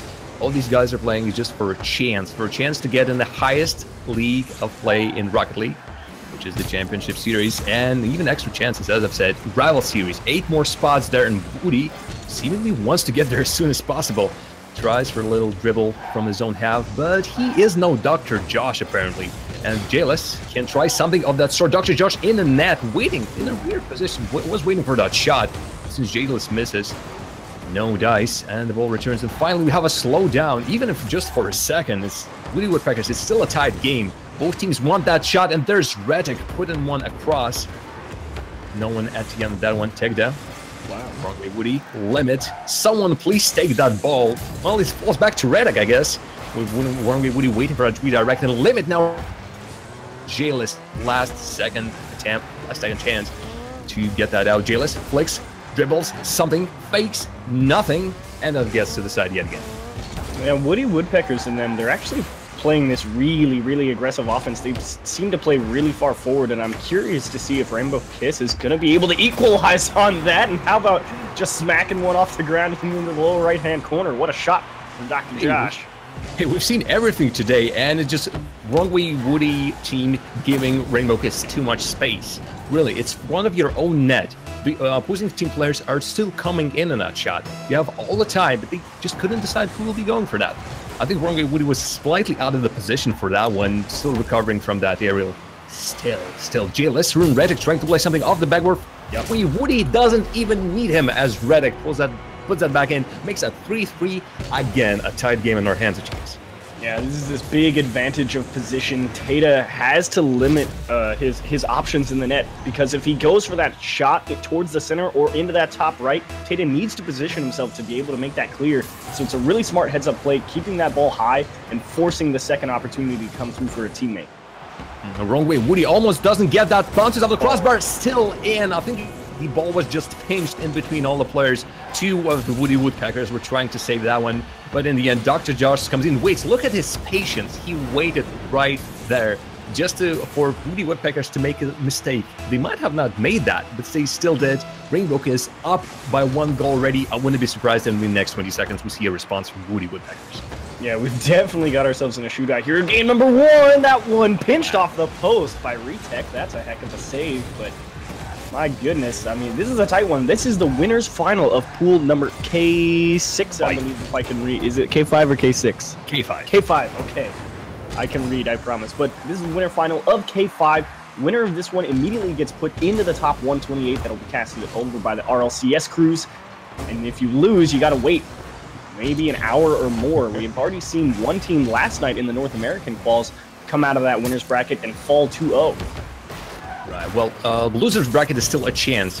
These guys will, whoever loses in this match drops to the finals of the lower bracket. Yep. Or the loser bracket. I believe the loser's bracket is a bit of a negative term. People prefer the lower bracket. The less successful bracket. The try the again bracket. Yes, the caster's bracket. Right, so they still have a chance. They drop into the lower bracket finals, and where they need to win to get a chance at the play-in. So it's 1 winner from the upper bracket, 1 winner from the lower bracket. And in the end, one tournament will gather 32 strong, able teams that prove themselves that they can defeat roughly, 7 teams in a row, 6 teams in a row to get the chance at that one. And if it includes the loser final, maybe even more. Ooh, this would be huge. Ooh, Retech getting on that nice and early, trying to shut things down. And Dr. Josh was trying to keep this pressure up, but here's a 1-2 touch. We have been talking so much we forgot that the time is already running down. Kiss will be the winners of this one, bar a miracle from the Woody Woodpeckers, and wrong way Woody himself can't even get a touch. So in the end, Rainbow Kiss squeeze one by, but on any other day, this could have gone any other way, as I believe both of the teams show some great Rocket League, some amazing passing plays from both of the teams. Is just that maybe at the end their Woody Woodpeckers were a little bit sloppy in their defense and not as urgent with their clears.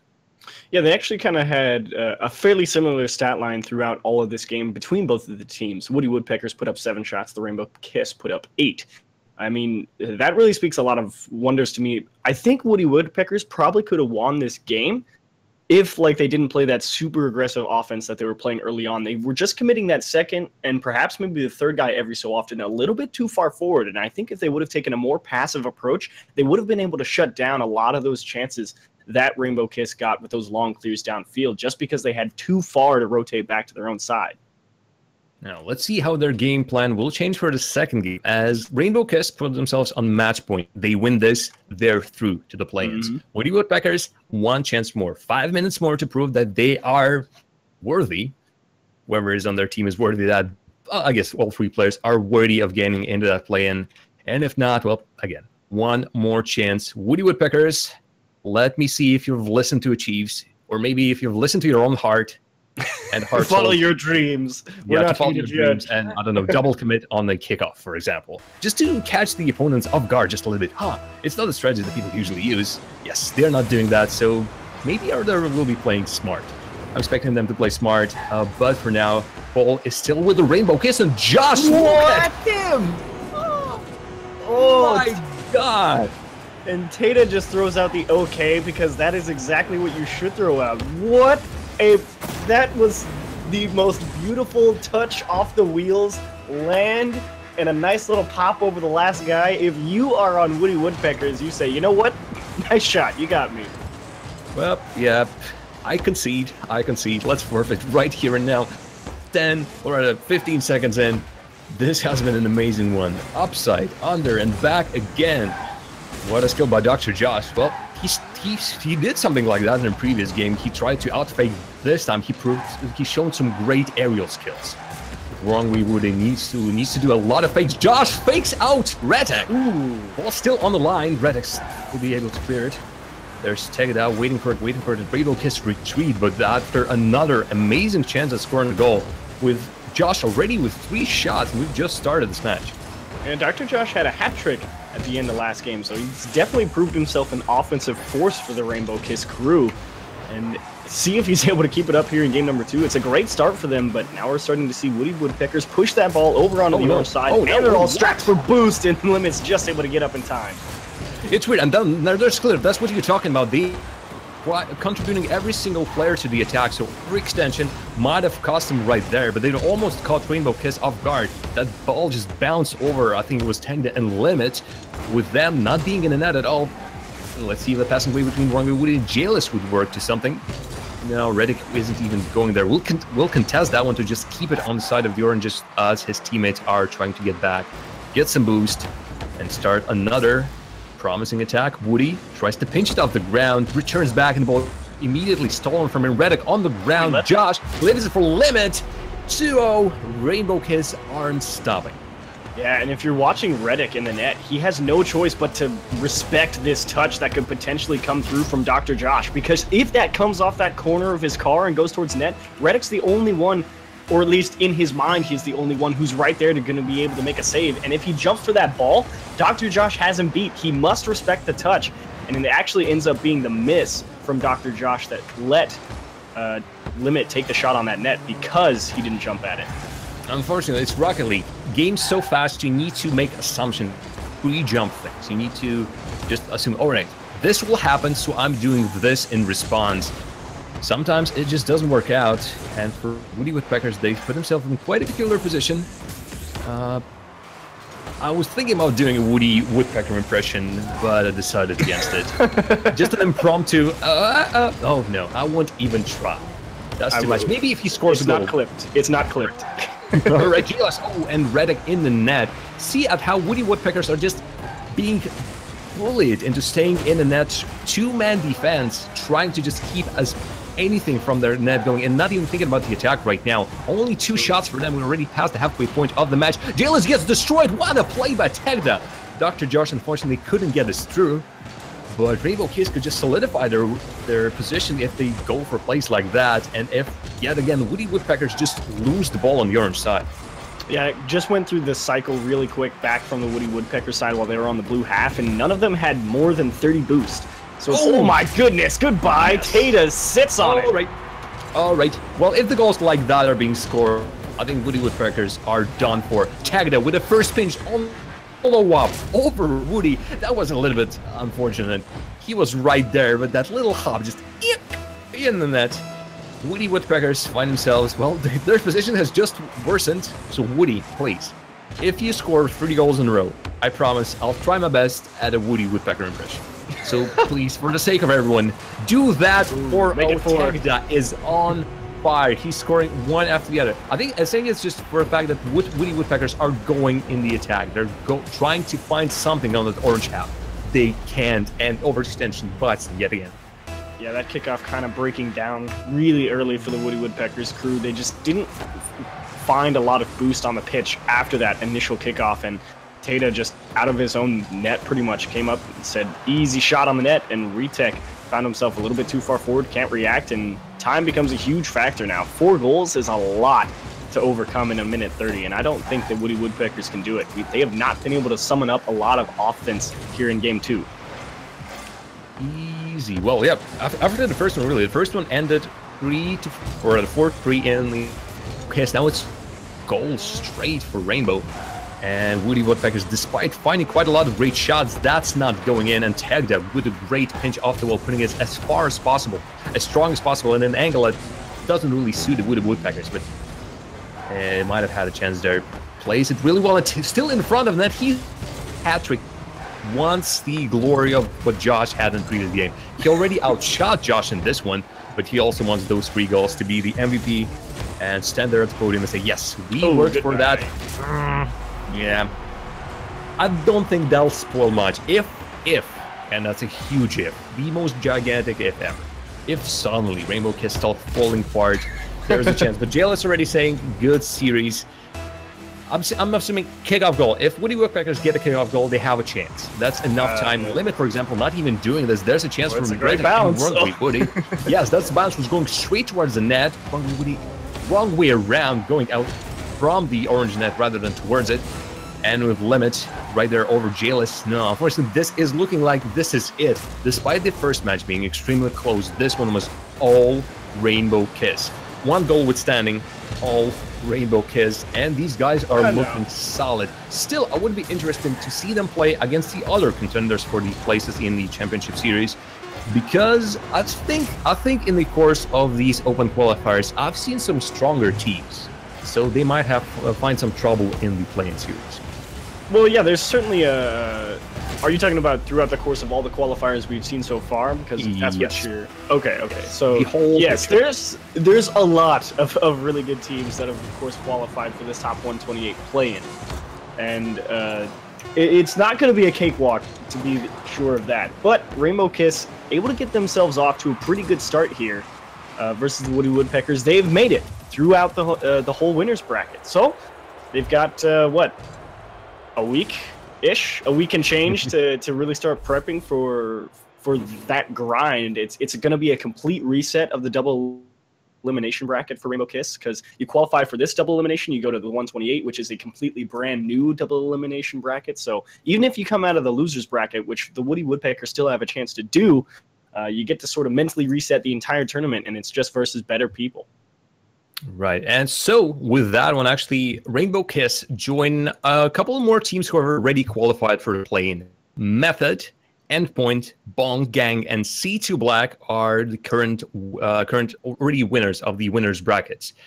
They are already through. We're still waiting for more teams, and obviously, Rainbow Kiss is joining them right now. And until the end of the day, 32 European teams will get in there and will represent their region, well, against the teams from the same region, obviously, but we'll try to get that chance, just a dream, really. That's a chance at a dream, really, to play in the Rocket League Championship Series, to be seen by thousands and thousands of players, and just people watching, really. Not everyone's a player.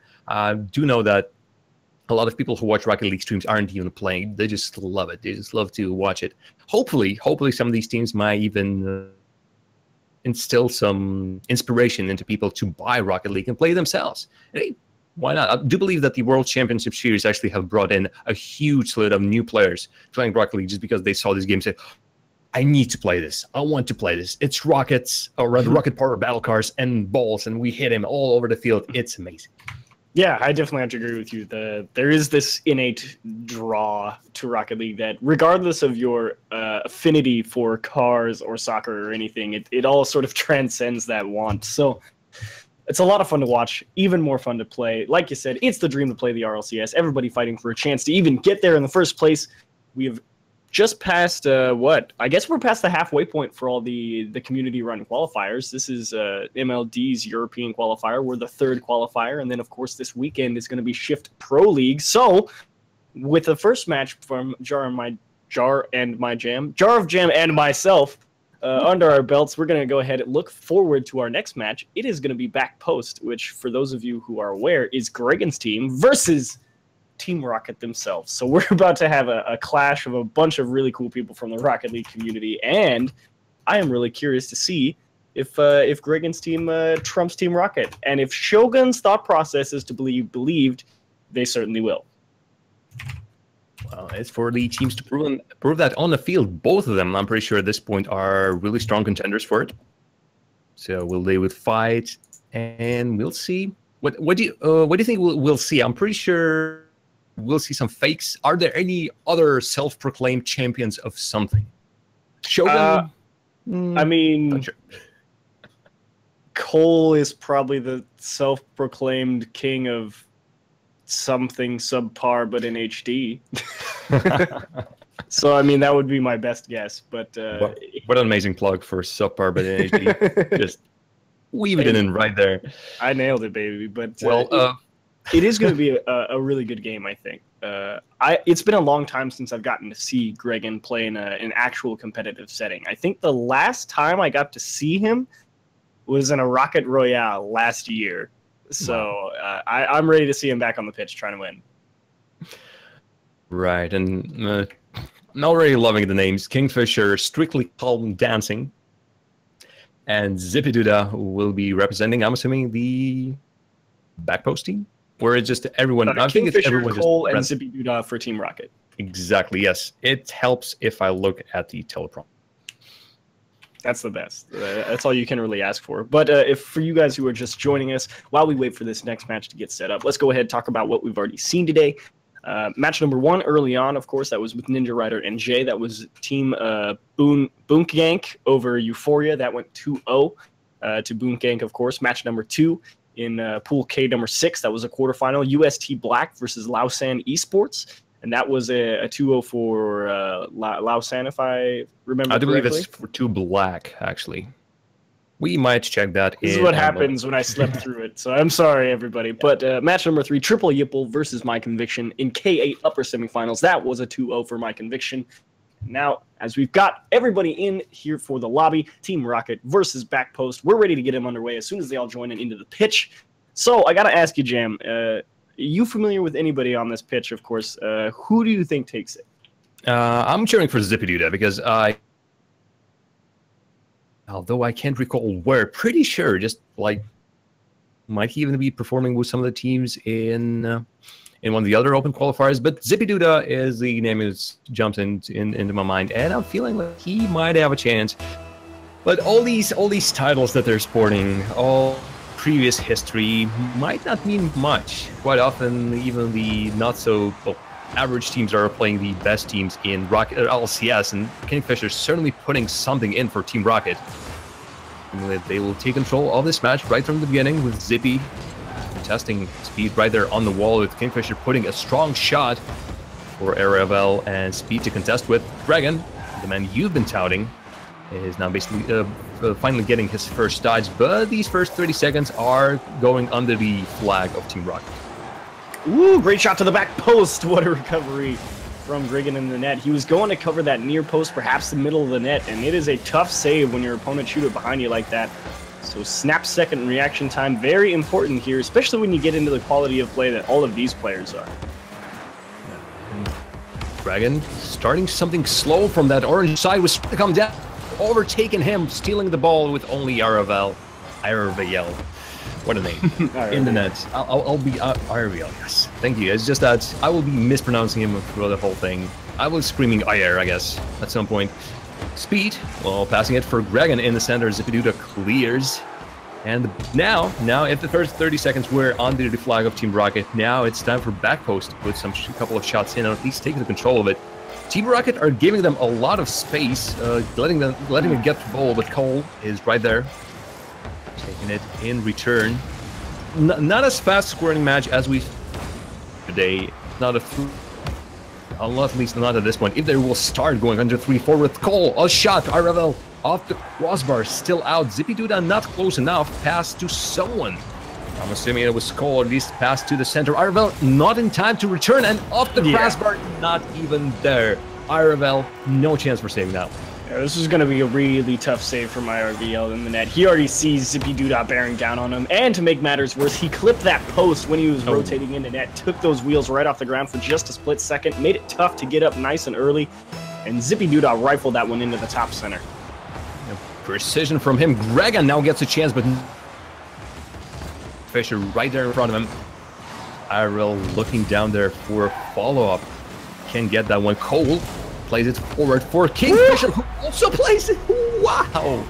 They are on fire. Suddenly, Backpost are getting dismantled. 2 players immediately taken out of this one, with Aravel, I think, contributing to that goal by being on the wall. Yeah, Gregan, initially, his idea, go challenge the ball, shut it down against that sidewall. Problem being, the flip timing was a little bit off. It just skimmed right off his car, hard off that back corner, made it really tough to defend, and that was a heck of a read by Kingfisher. That was the one angle that he could possibly shut down. He didn't necessarily have the most information to go off, so a heck of a play from him. And return from Speed on the other end, but that only hits the post, which gives Zipiduda a chance to just put it back in there. Team Rocket so far have been taking control of this. Well, let's just take a look at the shots. 10 shots. That last one, well, barely counted as a shot. Still Aravel got a save, and still in front of net with Cole taking another pot shot at it. And Aravel now with the Dragon trying to find something on the other end. With all they have is 2 shots. Speed, Aravel, or rather, that's not Speed, Aravel, that's Dragon. Aravel still in the net. We constantly see him back there. I doubt he's the dedicated goalie, but he seemingly is constantly in the net, and his team is losing, so might be something about him. Well, I mean, to me, it more just looks like Reagan and Speed tend to play the bit more aggressive, the first and second man through in the rotation, and IRVL is more comfortable just in the backfield. But I don't think it's necessarily IRVL being stuck in the backfield that's limiting back post right now. The biggest problem I'm seeing right now is after they get it past this midfield line, they kind of struggle to stay in good command of the ball. It's like, yes, they've been over here for a little bit, but all of their clears have been going across the net, hard off the back wall. It's not really much in terms of quality goal scoring opportunities.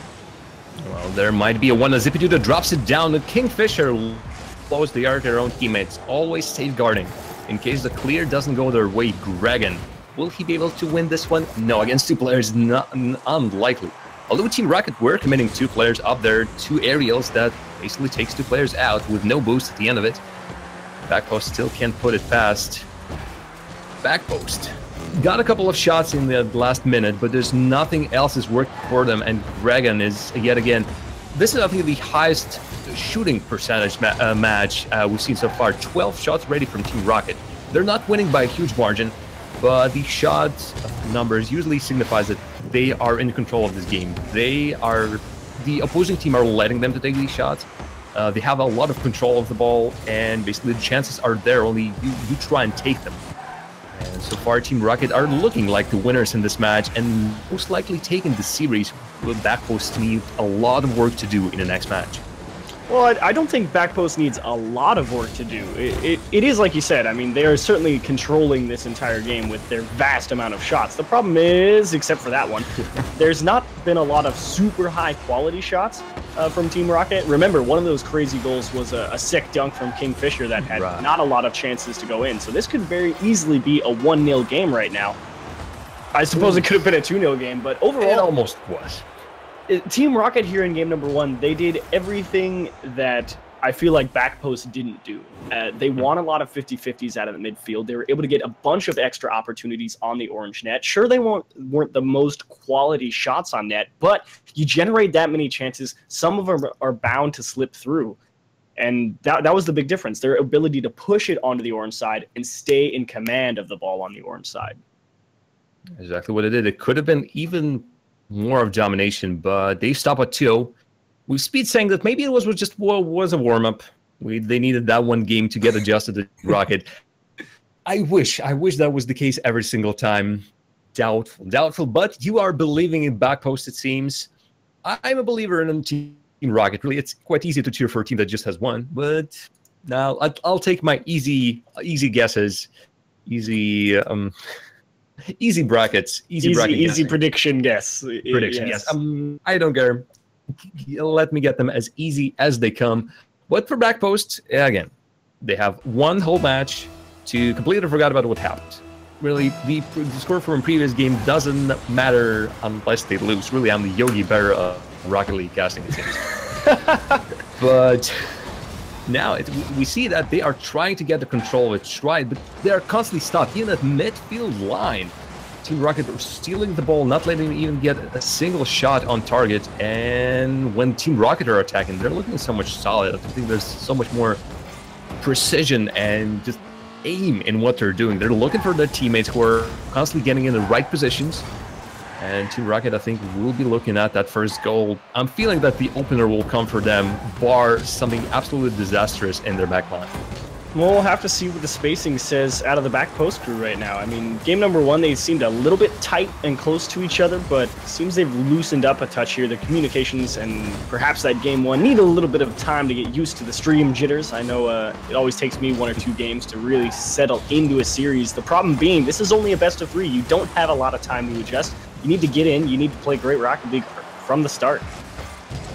Well, it is the K7 Pool Winners Finals. Again, the same situation as in our previous game, as in which the winner goes to the play-in, the loser drops to the lower bracket and gets a second chance. But what a oh my goodness!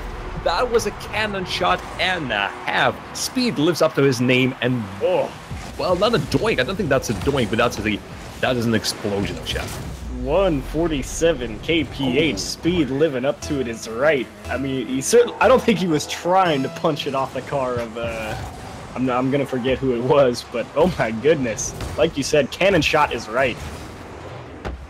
I'm sure doing the conversion. This is actually hit. What was it? Sorry, one more time. How fast was it? 147, right? Correct, 147 kph. So 100 kph equals about 60 miles an hour. So and the legendary 90. A legendary 88 miles per hour. The Back to the Future result per hour. So they are going to the past with that shot, and I'm pretty sure I saw some fire trails there as well. Still, I'm absolutely blown away by that shot by Backpost, and I was wrong actually. Team Rocket didn't open up with the goal. It's only because that Speed had a audacity to put that one in. That is a mistake in defense. Kingfisher can win it until the end, with Cole trying to do a follow, but that goes all the way to the left flank. No chance of follow-up off the backboard. Still, Zipiduda right there. He's pressuring them and actually giving the ball to Kingfisher. Even in their own half, Backpost are not being comfortable with the ball. They're, in my opinion, are leaving it is the word I'm looking for. Just a bit too much space and giving a bit too much time to the Team Rocket side. Yeah, the big play from Speed right there out in front of his own net was he has to recognize the space that's being given to him by the opposing team, because he definitely had a dribble across his own net out to the opposite corner, and I think he just thought he was going to have a pass lined up to his teammate who he thought was going to cut forward. So I think it's more of a miscomm issue, but Kingfisher off the ceiling, down to Zipiduda, into the right side of the net. We're locked at ones. And look at where the back post is. Everyone pretty much thinking about the attack. RL just thinking, should I go to attack? Should I go to the defense? In the end, he loses. He's somewhat close, but not even contesting that shot by Kingfisher. Team Rocket find themselves back in a tight spot. With back post, again, they have some backline issues, and maybe someone should be staying right there at the back post. RLVL previously was okay at that. Unfortunately, I don't have the stat line for his saves right now. but at least he was there this time, just a little bit to overextension. They were thinking, all right, ball is in our hands, we can start an attack. Oh no, he got scored upon. Dragon trying to do something, and a study. Oh, look at that passing play. IRVL find themselves front. Maybe they should put IRVL in the attacks, because that positioning from him was quite great. And this one, I feel the weird seeing this from back post, all positioned on that right flank. Really, yes, maybe if the ball gets lost, another man will come in. But I feel like they're leaving their middle line a bit open. And with everyone getting in, IRVL returns back to the net, tries for that follow-up, loses the challenge against Kingfisher, and Team Rocket, basically Team Rocket, I think, are now dictating the pace. They're saying how fast we'll play, we'll saying whether we'll challenge or not. And in the end, I think could win them this game, because if you're in control of the game, you're saying, all right, to your opponent, yes, we'll play like this, and you adapt. Then I think they're in a much better position than backwards. You say they're controlling the pace of play, but right now the only thing we're seeing is blue team they're able to clear the ball. The problem being they're only able to play it right to members of back post. So it's kind of an interesting dichotomy we find ourselves in. They appear to be controlling pace of the play, but they're playing right into back post hands is the problem. Well, this might be a chance they might have a chance to break it right here. Nope, speed too quick. The 20 seconds is all that remains in this match. Tied game. So if the Team Rocket find a goal in the last 15 seconds, they are through. This is their match point. If not, Backpost will be bringing this to game number 3. Actually, this will be our first best of 3 series going to match number 3. Of today, yeah. Well, of today, obviously. I'm not saying that none of the games went in the open we only had qualifiers one went to yesterday, that. I think we only had 1-2 on yesterday. All right, well, it's sometimes it goes like that. Chances are, quite often not quite often, sometimes you see best of 5s going to 2 games, thinking, all right, this is over. And then a reverse sweep, the favorite of leftovers, the favorite of many old teams. From what I've heard, really hated by the casters, actually. Those long series, a bit too taxing on the caster. And Kingfisher tries to do something, a dribbling plays not coming against Dragon. Dragon, really, we haven't seen him that much in this game. He's sort of on the field, not getting anything. Kingfisher, 2-1. Just his back post were lulled in the sense of security that, hey, nothing is happening. Speed misses a crucial challenge. And there it is. Team Rocket are to the play-in.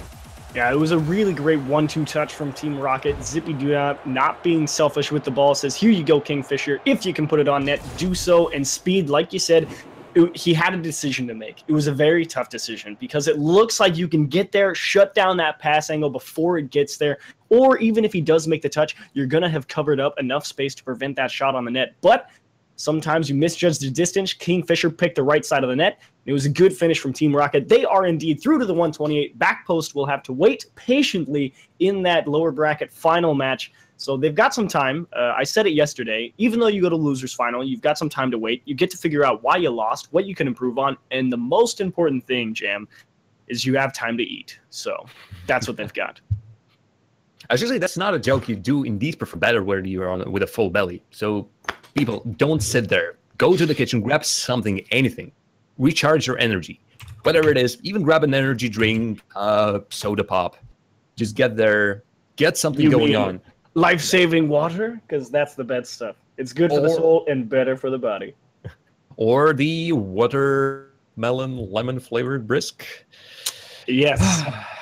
Make sure James grabs all of them if you have a friend named James. All of it. I think that's my favorite out of all of those little lads that they have for brisk. That's my favorite. Just Gibbs being so angry at James. I mean, I'm sure it's a relationship that plays out pretty much the exact same. But no, a heck of a series from Team Rocket. Shogun proved wrong. Somehow the sinking ship has managed to float through the sea of fail and make it into the top 128. And now that we move on to our third match between Jar and myself, it is going to be Team XD versus Circa Esports. And as we're getting all the rosters figured out right for that, my mistake. This is going to be Pool K4, it is another winter final matchup. So we really got the meat and the potatoes of the broadcast out of the way. After this, it's all icing on the cake, and it's going to be Daz and Curtis after us, Jam, to finish things off. Great people. But let's talk about the teams that will be playing in our next match. Circa Esports 2-0'd every single opponent they had.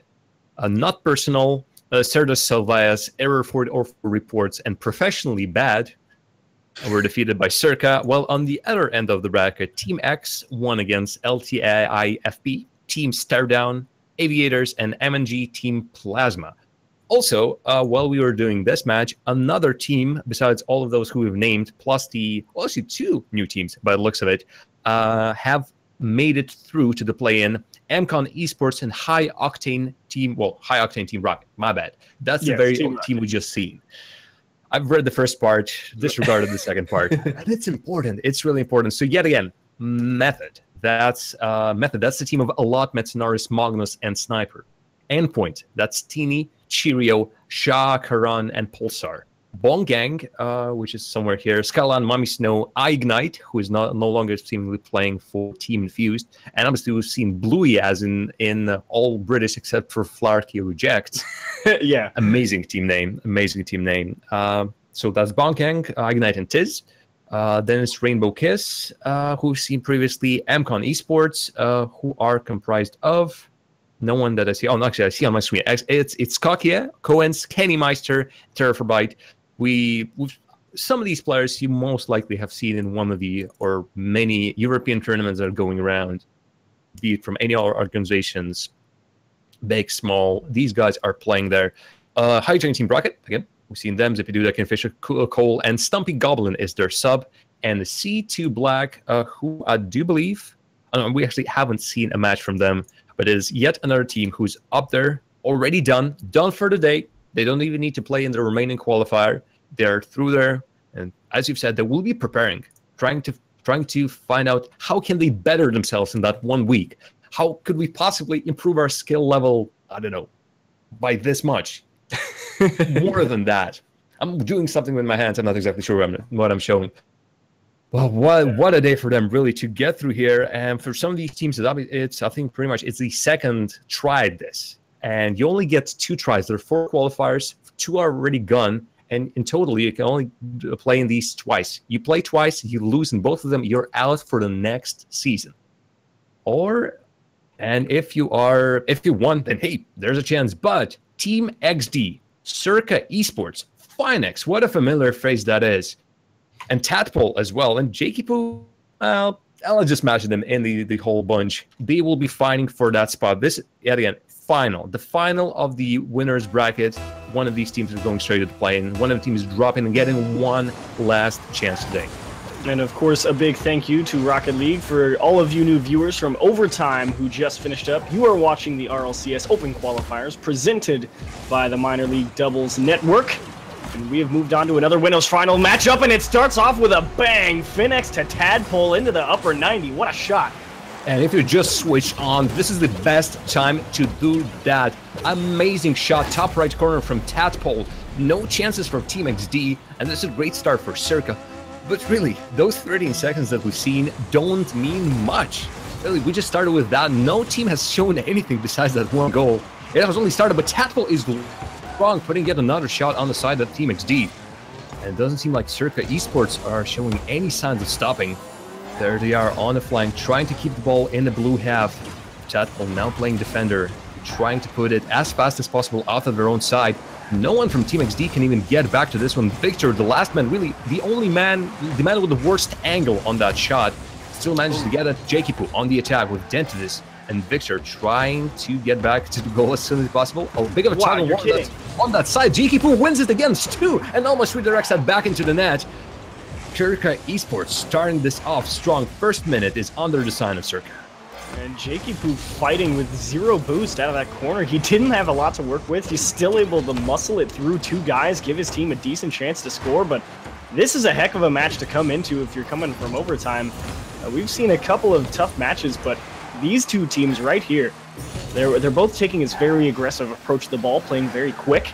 And right now, Circa Esports and Team XD, I gotta see more from these guys right now. I'm glad. I really want this to go all 3 games. This would be a heck of a game to have all 3. Well, every single time there are 2 good games, one is to just go to the all possible matches. Overtime, just give us, I don't know, twice the amount of games that you possibly can. Just put a lot of Rocket League on the screen. And Circuit Esports, so far, they're looking strong enough. Although those 2 shots that these teams have exchanged in the first 2 minutes are still the all that's remaining victor. And actually, I've seen this a couple of times from Team XD. They put it back into their own half. Well, that works. J-Keeper on the follow-up from that shot by Phoenix. That doesn't go in, but really, that was a brilliant setup by Phoenix. Straight towards his teammate Tadpole. No chance. Victor can finally show his dribbling skills, or flicks. Gets stuck on the wall. Now it's a chance for Phoenix to show something. A pinch goes his way. And the Circuit Esports are waiting on that flank with the ball rolling across the net and in. What a spin Tad has put on it. Circuit Esports up by 2 goals. Yeah, that's a really tough play for Dice, and even more of a heartbreaker for Victor as well. He was right behind Tadpole, definitely going for the demo attempt, and it's just a tough break if you're on Team XD. You do nothing wrong per se, but you just don't have the time or the space to adjust, and Tadpole found the one part of that wall where it bounces right into their net. Well, it's 2-0. It's still salvageable. Victor, again, trying. He is currently the only man with shots on the side of TP, trying to put something, but I feel like there's a couple of nerves in that one. Tad, what is with his precision? Top right corner, top left corner, with so much power that he possibly get. It's Dicey, seemingly this time, who just lost the ball in his own half with no one contesting him. And then instead of going for it, just Circuit Esports are so much faster off. It's a well-deserved hat trick for Tadpole as well. Like you said, he started off with a bang into the top right, a perfectly placed touch off that side lip into the net. And then again, a great read off the defender. He just knows that Dicey is not going to be able to make it with that ball, and he knows if he puts it off to his left, it'll find the back of the net. Exactly what he did. Tadpole carrying this team. At some point, maybe Circuit Esports should rename themselves to the Tadpole's backpack. But not just yet. Team XD obviously have their own plans there to get into the RLCS or the rival series, or just show themselves in the play and really just at least get a chance. It's a story that you'll be telling your friends later on, if your friends obviously are playing Bucket League. If they don't, and Tadpole puts yet another one in. Phoenix, can he redirect? Oh yes, he can. And this is looking like a demolition. I was hoping we'll come into this winners final with a bit more close matchup, knowing that both of the teams have basically cleared their opponents. No, this time it's Circuit Esports just walking all over Team XD. Well, at a certain point, when you go down by 3 goals and you've got a minute and 30, minute 45, not a lot of time to work with to score a lot of goals, you start taking a lot of huge risks, and that's why you saw Dentvis go for that demo right in front of that Circuit Esports net. They're trying to get one on the board, they're selling out, they're going for death or glory, and sometimes it backfires right in your face. It's still a bit of a, if you even get a little bit of glory before your death, that gets the fans in your You're side. a winner. Yes, that gets basically you up in the right mood. All right, if we just scored an amazing goal, everyone's most likely cheering in voice chat saying, wow, that was great. All right, we can do this, guys. We had a bad streak. 4 minutes didn't really go our way. We conceded 4 goals, had a couple of mistakes in defense, but we are solid. We can do this. Team XD had a couple of their chances, but they've been struggling with getting the ball out. They've been struggling when they get the ball out to control the ball in the orange half. It's usually they bring it there, and Tadpole is being sent to space by that punch. That's all Dentvis can currently do, just play with the opposing team, can't get the ball, just punch the other side. Tadpole, will he be able to get 4? It is still likely Phoenix might get a second one to follow up. At this point, Circuit Esports aren't even trying that hard themselves. They know that this game is in the bag. They just need to bring the same momentum in the game number 2 to get another clean sweep and get in the play. Yeah, I mean, it's just clock management, like you said. There's not much left to the final 10 seconds of this game. Not a lot on line for Circuit Esports, and it all really started off quite beautifully for them ever since that first goal from Tadpole. It was a kickoff that went horribly, horribly wrong, and Tadpole was just able to read the bounce off the back wall so beautifully, and an absolute bullet all the way down the field into the top right. That really sets the tone nicely for Circuit Esports in a best-of-3 series, and it can really feel good about moving on into this game number 2. Team XD, when you're only able to muster 2 shots, not really able to hold on to the ball effectively out of the midfield as you're crossing out into this orange side of the pitch. It's a tough thing to overcome when you get so smothered in game number 1 and you get such goals like Tadpole was able to get scored against you. It's tough to rally, and in a best of 3, you don't have a lot of time to overcome that mental leap. Well, there's almost no defense from these booming shots from midfield straight on targets close to the post and the crossbar that you wish it comes out, but it doesn't. Still, what the Team XD can certainly change in this match, play even tighter across Circuit Esports, try blocking them even earlier in the shots, not give them any breathing space, because Finex is starting this with another great shot with Dicey at the last moment, saving that one. Ball still, it's magnetized to their blue side. Whatever happens, the ball returns to the Team XD side. With Circuit Esports, we'll be trying to start this match strong yet again, and there we see challenges. Challenges are finally coming out of Team XD. Well, also Finex, really risky move. Tadpole, that's a huge demo. That is just going to kill this offensive push as Dicey has to rotate back just in case they miss it. And Finex says, no problem, I'll catch this one as it comes right back to me off the side wall. And again, things start off beautifully early on. Patience, and also precision. That is negative degree shot. But Finex didn't go back, didn't decide, all right, my job here is done. No, he stuck there and waited for a bounce, and despite this being the weirdest of the angles, the goal was clear. No one from the Team XD was around. He got that in, and he's waiting for yet another one. He is a man on mission. Precision and positioning. This might be something that will win this team a lot of games, and they're looking quite solid then to take even on some of the strongest sides in Championship Series and Battle Series. And that entire goal actually was set up by the fact that they found the demo in front of the net. Because if that demo doesn't come through, then that guy's able to beat Finex to that ball. If you remember, Finex was facing backwards. He was not facing that ball. So if that demo doesn't happen, that goal doesn't happen. Well, demos are an integral part of this game. Some people say that, no, you don't rely on them for all the time, but when you can get a crucial one, it's basically crucial. And nailed it. I told you, who else is a well-known John Madden. Yeah, John Madden. I'm pretty sure that's not how John Madden sounds, but that's what I went for. I hope that one day a Rocket League management series will be called after me, like Jams, I don't know, Jams, whatever, 2020. Jams Rocket League Manager 2028. Exactly, 2028. I'll take it. I'll take it in 11 years. I'll take that glory. Tadpole, they're well, that's really weird. I was expecting Circuit Esports to go for that one, but despite a great setup of that backboard, no one of them went for it. They still continuing the pressure. Tadpole, he has those amazing strong shots, and the ball, despite really not endangering Team XD that much, still constantly returns to their net, with them not getting a single chance, and Tadpole even winning that ball from Victor, who I think was going ready on target. Team XD down by 1 goal, half match remaining. They're just not getting any chances, really. 0 shots so far. They're flying into the orange half, but really nothing is sticking there, and they're not getting any finishes. Dentovic finds one, but there's almost like looks a chance for Circuit Esports. Despite 3 players of Team XD being there, Circuit Esports still looking so much stronger with these backboard plays.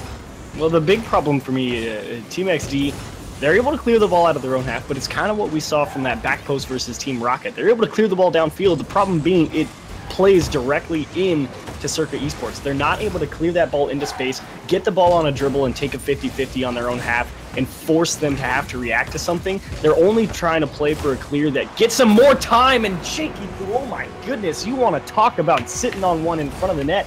Just gets up so beautifully right here. Tadpole, it's a great touch off the back wall. Dicey, it's a beautiful read, but it's a better read from JK Poo. That's a sick touch.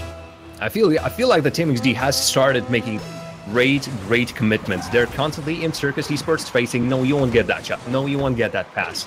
This time it's just a bit too much as Circus Esports find the second one, also trying the passing play in between Phoenix and Tadpole, but that gets bogged down in the blue side. Well, they will try again in a second, I'm pretty sure of that. But that play, they are still in there. Dicey puts the ball back there, but no shots are coming in. All they can do, Team XD, is they dump the ball in there, hope for the best, hope that it will be there, but not when Jakey Poo finds an open shot on the net when another ball is lost and then flanked by Dicey. They are just a little bit sloppy and no chances. Here again, Dentvis is the only one who's getting it. Now, Orange team is overcrowded. We're crowding that blue side, so it's an easy one. Yes, Team XD needs to go on the attack. But really, if you're the last man standing, if you are not sure that you're going to win this, maybe play a bit more passive.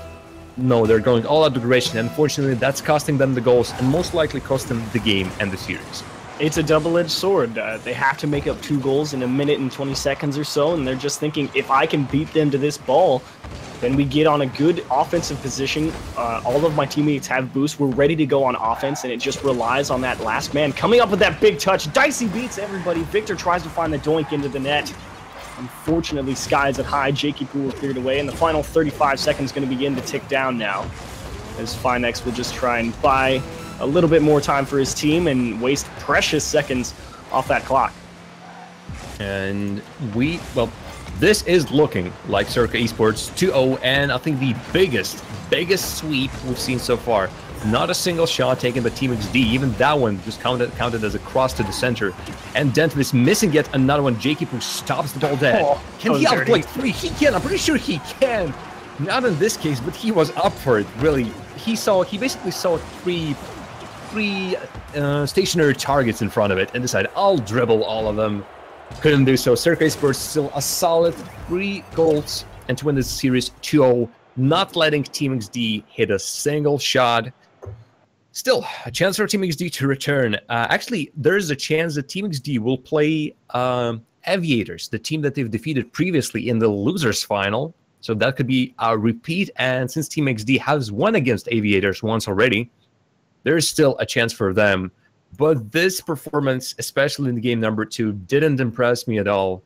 That was complete shutdown by Circa Esports. Or rather, I can just say that Circa Esports, well played. Jakey Poo now taking the reins of this game. Tadpole in the previous game. Finex being a solid 3rd man.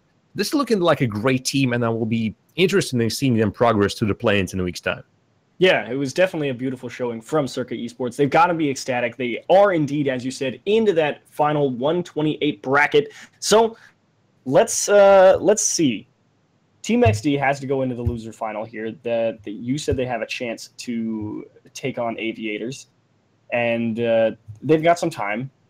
Time is an important factor, I think, because especially if you lose in the winter finals like this, it's tough. You were so close to being done, and you could just relax for a little bit pretty much and make sure you had the time to get ready. But it's also important now that they've lost this game for Team XD. They say, okay, you know what?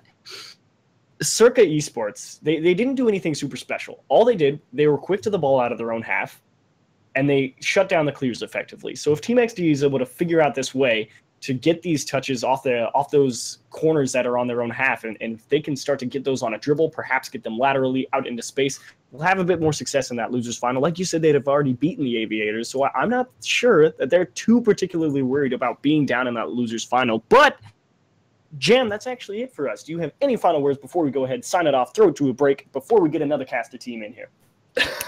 I'll have yourself throwing it to a break. So professional achieves. Well, I'm just going to say thanks for minor league doubles letting us, myself, Achieves, and Anima J before us, as well as Ninja Rider, plus the upcoming show of Dazarin and Curtis to get here and showcase some great Rocket League games. Right here, right now, you're seeing some up-and-coming stars of Rocket League getting their chance at being right there on the big scene, playing the Championship Series and Rival Series, and being here and getting a chance to cast them. It's a great show, and it's just a great show from these guys as well. And games, I'm pretty sure, will be getting only better from now on. So that's it for me. Follow me on Twitter, JarXJam. All right, selling out, done. Well, you guys are watching the MLD European qualifiers for the RLCS. Next up, it's going to be Curtis and Dazarin. They'll take you through the dessert. We've been through the appetizers, the meat and potatoes. We've got a few more sick matches coming up, though. We'll be right back.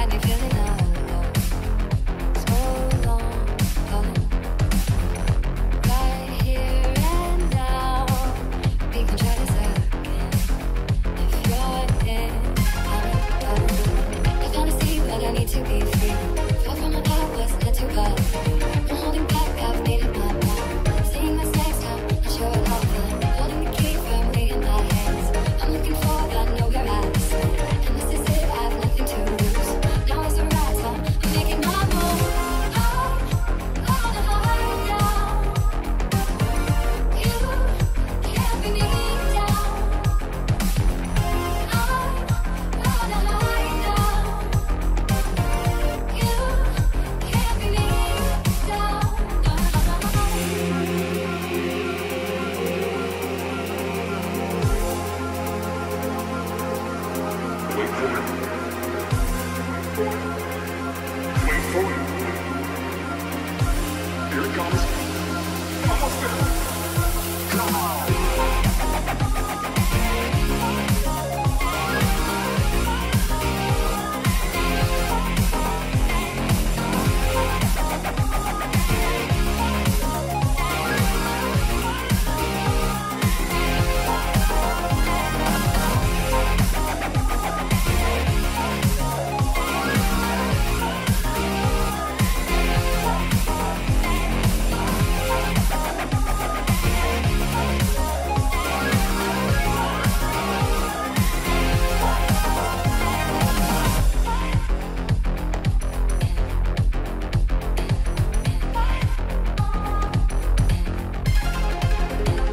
Holding the key firmly in my hands. I'm looking forward, I know where I stand. And this is it, I have nothing to lose. Now is the right time, I'm making my move. On a high down. You can't bring me down. On a high down. You can't bring me down.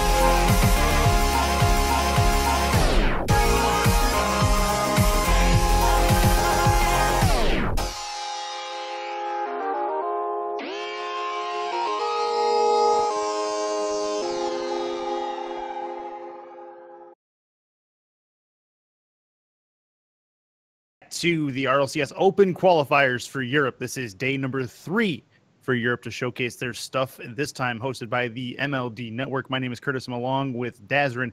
Dazrin, we have ourselves a little bit of an extra treat here.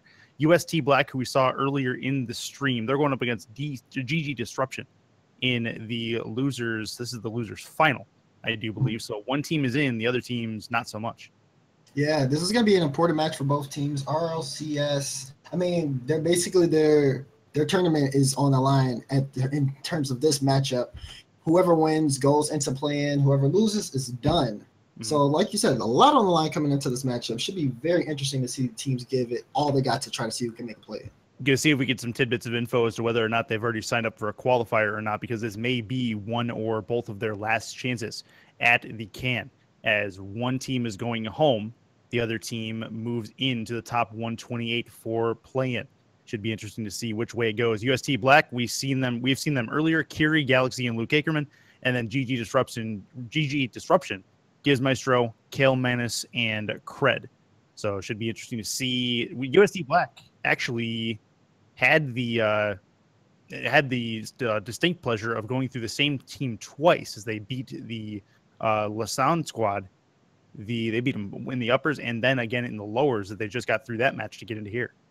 Yeah, I know there's been a couple of instances of teams meeting up with other teams play that they play in the uppers and now in lowers. So UST Black finally being able to go through, I mean, for them, for a loser semifinal, having to go against a team that you previously beat is already a great start because you're like, okay, we know what we need to do. Yeah. Yep. We know exactly what they need to do, and that's exactly what happened with them. So we're just getting ready to get into this next match. Indeed. And once teams are in, it should be a good one. UST Black versus GG Disruption. Teams for UST Black, Kiri Galaxy and Luke Akerman. And then for Disruption, Giz Maestro, Kale Manus, and Cray D. So both teams now finally entering the lobby. GLHF coming out, and we are about to get ready to get this going. Should be good. Should be good. No matter what, we got a 3-game series. One of these teams is going home. Who is it going to be? It's either UST Black or it is GG Disruption, and we are underway inside game number 1 as GG going to work in the offensive zone as it'll squeak over the halfway line. Good read by Kelmanis. He's going to get this into the offensive corner. Looking for a touch into the middle. That's an opportunity. They're going to put it down off the back. Chance in front. That goes off the post. Still there for Kelmanis, and he's not going to be able to slam it home either. Oh my goodness. Fourth attempt isn't going to go either. And rapid fire on the blue net as we get things going. Already off to a quick start for GG's Disruption as they've had, like you said, 3 or 4 shot opportunities. They were really trying to keep that ball in front of UST's Black's net, but the defense from Black just coming out strong, being able to hold off that early onslaught, and we're only here in the first 45 seconds. Very, very good start offensively for GG Disruption. They have it in the offensive zone again. It's going to circle back into the slot, squeak towards the halfway dot. Back towards that net, and they'll look to try to get it out with a nice pinch. That'll shave the ceiling, come straight down. That's a threat towards the orange cage. Luke Akerman puts it off the back. It'll put it in front, but a good defensive read will send it back into UST Black end. A lot of pressure from UST Black coming out, but they can't quite get anything, I want to say, consistent on GG Disruption's net. GG Disruption doing a great job being able to clear the ball downfield. They're managing boost very well, and look at the transitions coming right into offense. Oh, what a save from Galaxy. And another save. 2 saves for Galaxy in this at this point on 4 shots. That's going to be back into the GG Disruption side. It'll hit the ceiling, come down, good read. It's going to send that back into the blue end. Going towards the sidewall. It's going to go up near the ceiling. Good long clear from Luke Akerman. Waiting near half is Cred. He's going to put this off the back. And a clear into the defensive corner from UST Black is going to thwart any offensive rotation. 3:07 left, still scoreless. Still scoreless. UST Black still haven't been able to take any type of shot on offense. I believe, no, that's not even going to count as the first one as Luke Akerman gets a center off of that clear. And honestly, it's been mostly in GG Disruption's control. They're doing a great job rotating, getting back in time. They have that third man who always comes up and just booms the ball downfield before UST Black can get anything under control. A little bit of an offensive chance here for UST. Luke Akerman's going to go off the back. Really good spider clear off that back wall. Is going to send it back into the blue side again. It's going to bounce off the corner wall. Jumping up to meet it. A couple of members of UST Black will be still in their corner. Put into the middle. This is a chance. It's Giz. Maestro's going to put the first strike in with 2:22 left. And you see Galaxy make it there at the last second, but his touch just isn't enough to stop it. Great power from Maestro, just coming off of that turn, slides it into the net with just enough power to where, although Galaxy can make that touch, he's not in a position to clear it, and GG Disruption strike first. Deuce is wild, 2:22 on the clock. It's a 1-0 score line here in Game 1. Definitely important to get that Game 1 victory if you can, because then you have the other team on elimination point in this elimination game for this particular qualifier. Getting it into GG Disruption's end. UST is trying to set something up. Giz Maestro with a nice clear towards the sidewall. And that'll be a second touch. UST is threatening. That's going to go towards the goal line. And Giz almost dunked his teammate there back to his own net, but it goes in the corner instead. 1:49 to go. Still hemmed deep into the orange end. This is a chance for Luke Akerman. He's a little late to the party. Cannot get Carr on ball to the right angle. And it's still off the back. Luke Akerman up again. It's going to go off the back. Chance for Kiri. He can't put it home. Luke Akerman ends up putting that back into his own side where he will rotate back himself to retrieve it. That was the first time for UST Black where we saw consistent offense on the disruption side of the field. They almost were able to sneak a goal by, but just with some slight mispositioning and some bad luck, ball ended up going into their end off, bouncing off one of their team members. But still, just like GG Disruption earlier on in this match, they had close opportunities, just couldn't quite get it in the net. Oh, just wide of that net was a shot by Galaxy. Could not put it home. There is still time. No need to panic just yet. This is a chance for Kiri. He's going to miss on the redirect attempt. 55 seconds to go. They're only down 1. Trying to get something going. Not trying to go down 1-0 in this series. This will go back into the GG corner. Heading around. Good takeaway. Back over half. Kiri's going to try to read it. He's going to miss. Empty net. That's a chance, and they're going to knock it through. Cred might have just put this game away with that strike there. Yeah, you look at where Kiri is. First off, he has no boost on the play, and then basically what he's trying to do is just get a read off of Giz Maestro. Thinks Giz Maestro is going to take a shot. He doesn't do that. He just centers it. Teammate comes in and knocks it home, and Kiri just in a bad position. Ends up giving up the second goal. Game not done yet. However, it is close at this point. 35 seconds for 2 goals. You and I have seen weirder things happen. This is going to be out towards the sidewall. It's Kiri. Kiri has a little bit of time. He's going to try to bait the defender out. Good challenge near the left wing side, and the GG Disruption side can move out into the offensive zone. Good play off the corner. 17 left. All they have to do is kill time, not let UST Black out of their own end. Good pinch along the wall. Good little redirect attempt off the post. They're going to try to get one. They will not for the moment, and that is going to make for a clean sheet, pending any miraculous changes for the GG Disruption side, as they're going to take a 1-0 lead in this series eventually. Yeah, just waiting for the ball to hit the ground. Yeah, there it is. It is. It's a GG Disruption with a really, really good all-around game from them, able to weather the storm from UST Black in Game 1, and we'll see what they can do to continue that pressure in Game 2. Yeah, and honestly, it doesn't look one-sided at all. Yes, there was a 2-goal differential in this game. That was from an early strike from GG Disruption and then a misplay from UST Black. When UST Black was on the offensive end and they were pressuring GG Disruption, they had opportunities where they could have closed out at least a goal. Maybe they have been able to tie it up, but they just weren't able to provide consistent pressure based off rotations. They got cluttered up, and a mistake almost cost them.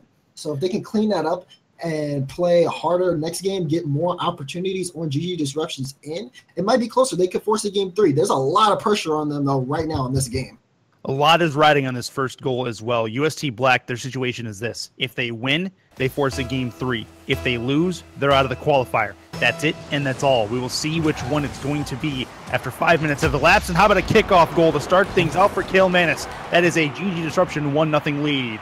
And like you said, already just off the kickoff goal, Kiri doesn't go for it, and I think that it was some miscommunication there from UST because both members went for boost, and Kiri doesn't make contact on the touch. That's a critical goal to give up, even if it is at the start of the game. That goes off the sidewall, much more even kickoff as we play in the UST Black side. Cleared, but put off his own ceiling. Up off the side, good play to the halfway line. Coming in towards the corner. This is a chance. Luke Akerman going to go off the back. Kiri, there. Another one off the back. A third strike. Finally, they're able to get one, and Galaxy lights up the sky. It's 1 apiece. 3-point play here from UST Black. Luke Akerman passes it up. Kiri off the backboard again. Just no backboard defense from GG Disruption. And Galaxy beats everyone to the ball to get that equalizing goal. Now we're back tied. 2 incredible goals. Well, one more incredible than the other here in the first 30 seconds. Fair enough. Fair enough, but the big thing here is that UST Black now has their first strike, and they know they can score against this GG Disruption team. They have 4 minutes and 26 seconds to find another one and then stop it on their end. We'll see if they can do that. I would love to see a third game the way these two teams are playing. Yeah, absolutely. Both teams, like, they're you can tell just by the pace of the game and how low scoring these games are, just how I want to say around each other's skill level that these two teams are in. So it's looking like a very competitive match. Hopefully UST Black can force the Game 3, but we'll have to see. Going to be off the sidewall. 3:57 left as we've played just over a minute in game 2. Luke Ackerman's going to go near that near post. Could not quite get it done. Galaxy's up as well. He's going to fly above the ball with that Batmobile. Gets in the corner. They fight for possession around that boost orb. Chance in the middle, going towards the sidewall. Good touch, can't follow it up. Gizmaestro is going to get this deep into UST Black territory again. That double commit on offense is going to put it towards the net, but a good save from Luke Ackerman is going to send it aside. 3:28 left, still one apiece as things are tightening up defensively.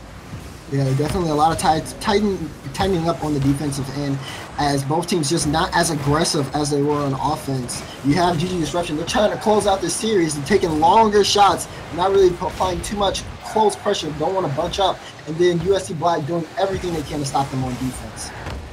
Back in their own end, Luke Ackerman is going to try to follow this, set up his teammate Kiri, who's lurking. Kiri goes into the corner.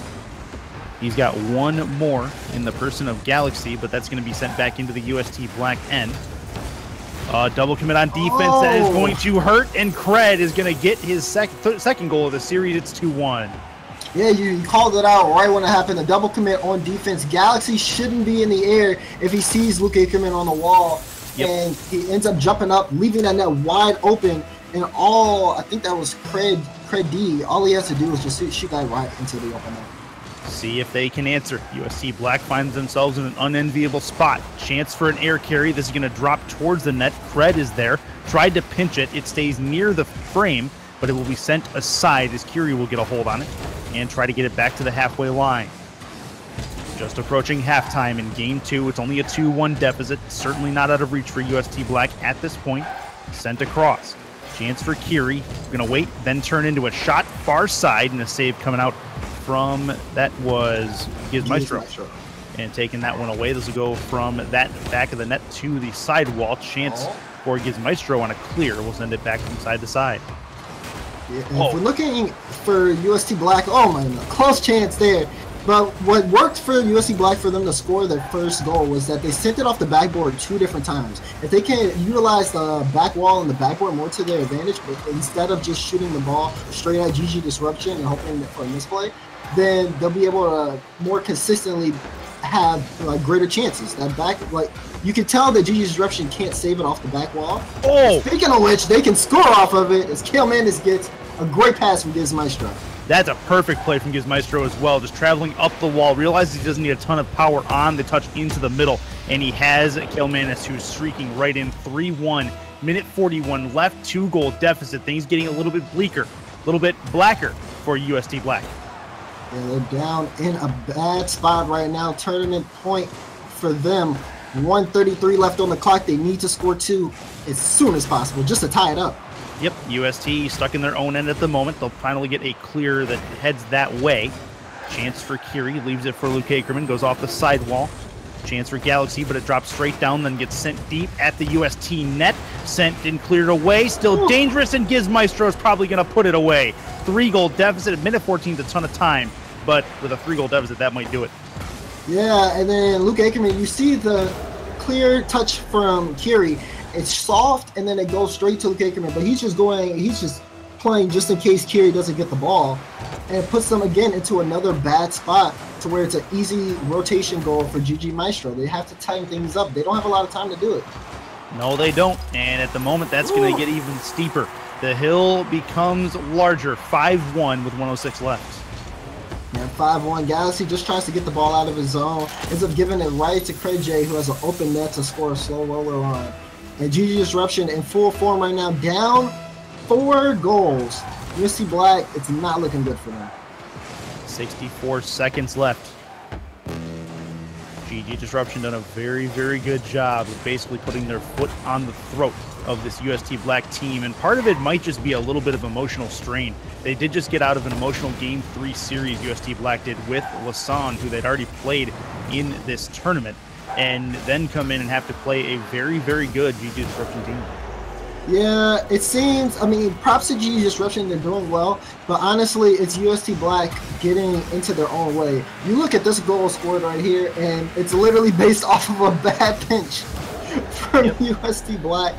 going in, they just pitched one going into the net. So it's those guys most likely like the nerve just getting to them. Yep, I could see that, as we have a potential trip to Brazil on the way, and we will indeed get there at record speed. Cred's going to make it a 7-1 lead. Yeah, right here you just look again. Craig J, what a high-powered shot. Galaxy trying to make the clear. Again, just doesn't get there on time. Accidentally redirects it to the net. And their ticket looks to be punched for elimination station. Yep, absolutely. Disruption is on the verge. They may be able to seal a spot in the play-in if they can hold this, and right now it's in their favor. And at the moment, UST Black, it remains to be seen if they have another sign-up. They're going to get another goal to ruin the Brazil, but too little too late from UST Black. Yeah, still though, this is a pretty goal from Kerry. Just does a nice little 180 twist and then gets a side flip. Easy. X Games crew would have given it a 7. Where's Ninja Rider? We need to bring him back. Analyze that one. I know he's here. He'll give us his rating here shortly, I'm sure. 20 seconds to go. This will squeak over the halfway line. Basically seeing if they can get maybe one more just for momentum's sake, just for something, talking about UST, but they're stuck in their own end. How about another one? Nope. Cred is going to miss that just barely, and that is going to do it. GG Disruption, the latest name added to the list of the top 128. They will move into the playoff, or to the play-in, on September 3rd for Europe. Congratulations to them. UST Black, GG's to you. I'm not sure if that's your first or second chance. Hopefully it's your first, so you'll have a chance this weekend at Shift. Yeah, absolutely. Shift's going to be the last qualifier, so definitely worth checking out. It's literally, basically everyone in that qualifier, it's their last chance. But, so, I mean, if UST Black are still have another chance left, they'll probably sign up for that Shift one. Either way, GG Disruption move on to the play-in, and very well deserved to win. I mean, they took game one. It seemed to be tough, but they ended up holding out a strong lead, and then they ended up snowballing here in game two and just took control from there, and it was said and done pretty early. And we're working on getting our next matchup set up. It's from K2. It's another win and play-in and lose and go home situation for Anatomy and Berserk Esports from Pool K2. So that is coming up in just a moment. We're going to get the lobby going and get us into there in zero effective delay, as that lobby is just about ready to go already. So we will have a matchup coming up right about... soon. Yep. Right. I'm loving these qualifiers. Yeah, it's an interesting dynamic because there's such a large bracket that situations on each team that you see change. And so to see what they've gone through to get where they are, to see what they're going through now, just the skill variations sometimes you can get lopsided games. We've seen those in these qualifiers, not just with MLD, but with PRL and Nexus as well. And then you have the games where the skill levels match up very, very well, like like UST Black and Lasan earlier. Those were very, very competitive games, and even really UST Black and and GG Disruption that we just saw. So that's a lot of fun to see. Oh yeah, absolutely. And then there's always interesting storylines, no matter who's playing. Whether it could be a team that has a name facing off against another team early on in the bracket, or whether or not it's just some random team or some random guy posting how his team did on Reddit, where like, oh man, we made it to quarterfinals and we faced these guys and it was a close game, but we had tons of fun and it was great, and I'll do it again, Absolutely. That's what the qualifiers bring. Yeah, absolutely. But getting into this matchup, K2 losers finals, or lower finals, should say, Rockets Anatomy, and Berserk Esports. Rockets Anatomy in the blue, Seba 0410, Adizox 12, and a Sockshot. And then Berserk Esports has an interesting name, Potato, but there is an apostrophe between the second T and the O. So Potato. Yeah, that's got to be what it is. If we've learned anything from Pluto, that's more or less what it is. And then Paprika and BRK are the three for Berserk Esports. They are in the orange. So just counting to see if we have everybody in. And we are ready to go. We're ready to get the teams in here and get this next best of 3 on the way. Win and in, lose and go home situation in the lower finals in K2. Yep, another winner go home situation here in the losers finals. And like we said, just a lot of stakes on the line. We got the teams ready to go, and we'll see who comes out on top. We are ready to go. Hopefully you guys are as well. We are in the penultimate series that we are scheduled to show you. May show you more if there are opportunities to do so. But this one and then one more. And then this one is done. But the European qualifiers getting into the latter stages in day 3, as this will be hemmed into the Rockets Anatomy end to start. They're going to put it across goal mouth to try to get it out. Nice pass across. Nice little pass play attempt by Rockets Anatomy. Unable to get that one done. So go back deep into that blue end. Chance for Adizox. Adizox not able to turn into it as he had a couple of cars in his way from the ball. Going to be off the corner wall. Adizox with a decent clearing attempt. Looks like an offensive charge here by the Berserk Esports squad, as they've had it in the blue zone for a little while here, but then he gets sent deep back into the other end. This will be off the back wall. Chance off the side. It's BRK. He's going to get demoed at the midfield line after trying to follow that one up. It'll be sent back towards that orange frame. We've played about a full minute, and we remain scoreless at this point. Not a lot of direct threats at either net. No, you see Berserk Esports, when they were down at Rocket Anatomies, and they were pretty consistent with their touches, just following it up one after the other, and they can't apply consistent pressure. But you got to look at Rocket's Anatomy. They're on the offensive right now, and they seem like a really constant threat. Seba forces that in to score the first goal. Over 2 defenders as well. This is a great touch as well from his teammate. That is a fantastic play from Seba to get up and read it. That is a 1-0 lead, and a well-earned one at that, as they get their fifth shot on net in their first goal. I would live for the day where we could see like posterized screenshots in Rocket League, because that would have been a moment right there. Dunking over 2 defenders with just barely enough room. Beautiful. That was pretty gorgeous, no doubt about that. Seba's going to get a touch back into the orange end, but read very, very well. And a touch back in. Potato is going to put this off the ceiling. Ceiling play back to mid. That's a dangerous place to put that. BRK does make contact, but it goes back into the midst of Rockets Anatomy. Sent around. Looking near the midway line. BRK again. I should say BRK, that's Taze. I should point that out. BRK Taze, because all of them are BRK because of the Berserk tag, no problem. Taze is up on this. Going to drop it straight down. Double touch puts it into the corner, but a really good read's going to send that back deep. And then having to come back is Potato, who gets a long clear going towards the side wall. 2:40 left in game 1. Teams just trying to feel each other out. There's a direct shot, first time in a little while, and Paprika is able to get one in the near side. 1-1. Yeah, there was a lot of back and forth between both teams. As you can see, Sackshot couldn't quite get it. He ends up missing his touch. And then Paprika comes around and just gets a quick shot, puts it low, and you got to look at the placement on that one because he gets it to where the Rockets Anatomy defender can't quite get it. And we're back tied up as we approach halftime. Defender, interesting position on that as well, because I think if he turns into it going forward, he might have a shot at making the save. He decides then to reverse into it instead.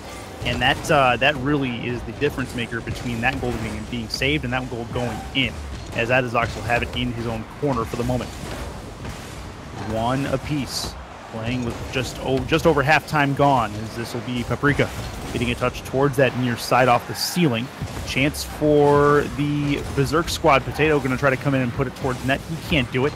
A nice bump. Offensive chance for the flick far side. It's sock shot. 2-1 with 2:02 left. Yeah, watch him on this play. So he sees Says, and he also sees Seba. He's trying to go for the demo on Taze, but then realizes that the ball's just left there right in front of him. So he knows where Seba is. Could be a flick pass, but then gets just enough accuracy on to get it into that upper 90 corner to where Berserk Esports can't touch it. That's a very, very good play. Rockets Anatomy takes the lead on that particular effort. Chance in the defensive corner for Rockets Anatomy. Going to try to work this out. Seba's going to lose contact on this. It'll go up the sidewall. Chance for Berserk to play it around. This will be squeaked back towards half on the clear. Tay is going to try to follow. Good read instead by Sockshot. Sent around. Near side. Dangerous area, but a good long clear is going to send that back deep into the Berserk end. Chance in front. Double play here for Taze. Taze and Paprika in the same area. Paprika with the read. He's going to miss flying towards it. Sock shot has a chance to play this off that corner wall, but a good read by Taze will send that one along and back to the halfway line on the carry. Gotta watch Berserk. There's two types of ways that they get rid of the ball that I've noticed. They'll either flick it downfield and just try to boom it as away from their zone as possible, giving possession to Rockets and enemy, or if they start to follow it up, that's when they start having those consistent offensive attacks. It's whenever they can get that long clear to have immediate follow-up is when they become a threat for Rockets and enemy. This is a chance. Sock shot's going to go off the back wall. Chance in front, near side. It's Seba making it a 3-1 lead. That may ice it with 45 to go. Yeah, 3-1, 45 seconds left. You look at Seba just catching this great read, gets up before Taze, and then just gets that bounce right off the post. Now, Rockets Anatomy up with 2, gonna be really tough for Berserk to equalize.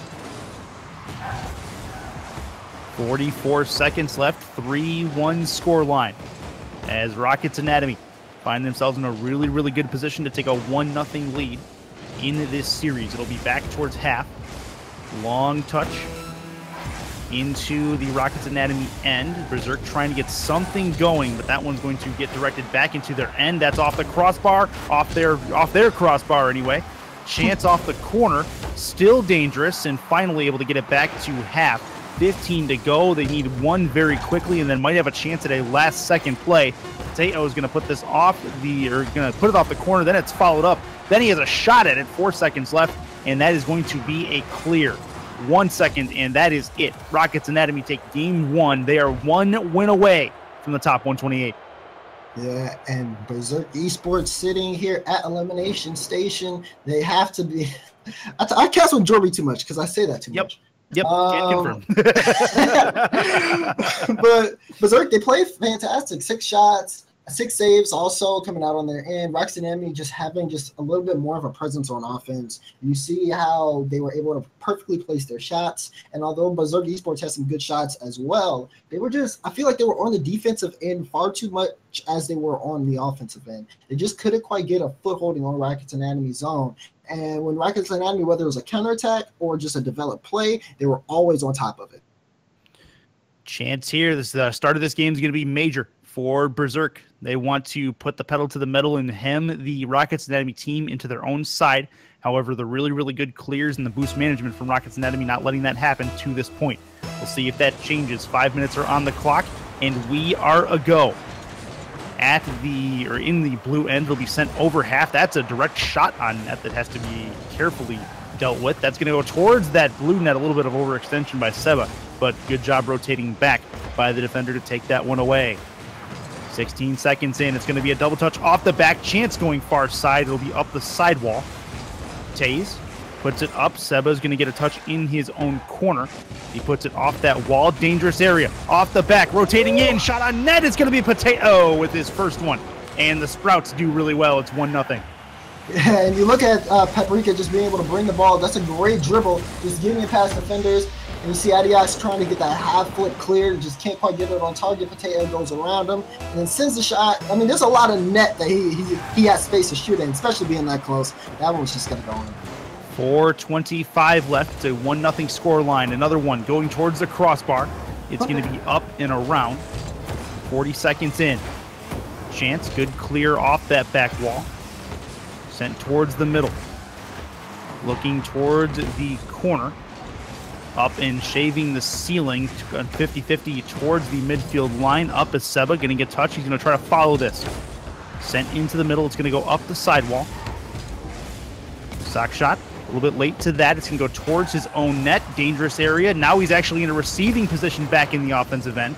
But that pass does not quite get to him as a good defense at the midfield stripe will take it away. Good save as well from Sock shot as he's able to take that one into his own corner. So remains a 1-0 lead. We played a minute 20 of game 2. Things seem to have slowed down quite a bit. Yeah, game 2's always seem to just have that slower pace because both teams feel like they have a read for each other, but a misplay on defense and Seba's gonna punish. Then this is a double commit in the corner. I think if we've ever seen one, both Taze and another one just go into that corner, just leave it high and dry as neither one can hit the ball. 1-1 as a minute and a half is gone. Yeah, Taze and Paprika, and I feel like you had Taze on that sidewall, kind of calling Paprika off mid-jump. So at that point, it's just like a backflip, but neither of them have the ball at all. And then just an open net, and Seb was like, oh, thank you. Knocks that in. One apiece, 3:17 left. Things getting closer and tighter in this game, too. It'll be off the sidewall for the moment. Chance for Berserk, but a nice dunk there from Seba. That dude is on a basketball card for sure. It's 2-1. His second dunk this series, and you see Potato trying to get the flick. He says, no! Oh, he just slams it in. I love it. I love it. I'm going to, you know, it's not Friday, but I'm going to go Flashback Friday, and it's not Thursday, so it's not Throwback Thursday. But you know what? I don't care.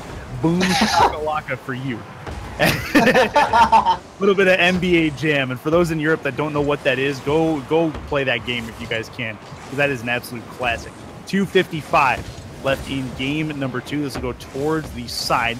Good doink by Taze, but it goes right to the defender, and it's a chance for Rockets Anatomy to move out. Berserk down 1. We approach the halfway point, flying above the ball, and another dunk for, oh, it's not going to quite go in. Very, very close, and that was, I believe, Adizox with a chance to put it away. He did not get it done. Yeah, Berserk Esports doing the best they can to stay alive here. 3 saves on their end, but as an equivalent to the 5 shots from Rockets Anatomy, so everything makes sense in terms of those numbers. Now they're on offense. Paprika can't quite get it there. Gonna get cleared out from sack shot. He needed that. Needed that for sure. 2:12 left. This is going to be a little bit of a carry from basically his own end. Rockets Anatomy setting up. That's Adizox going to put that towards frame, and that is a save coming out. Still there. Seba can't keep possession, and a 50 is going to send that back towards the opposite wall.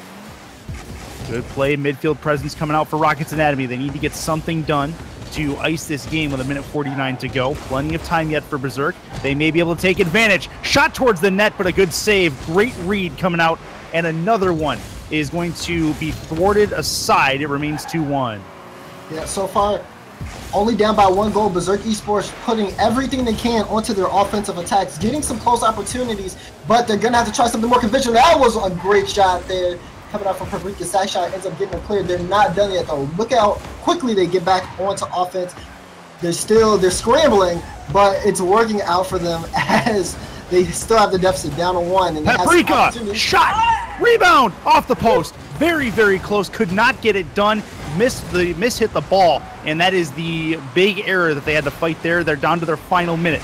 Tournament life at stake for Berserk. They have 60 seconds to get this corrected. It's a 2-1 scoreline at the moment. Paprika near the halfway line. Flick over that halfway line, trying to get it past the defender, and Taze is going to lurk behind him. He'll take possession now. It's Potato getting it past 1.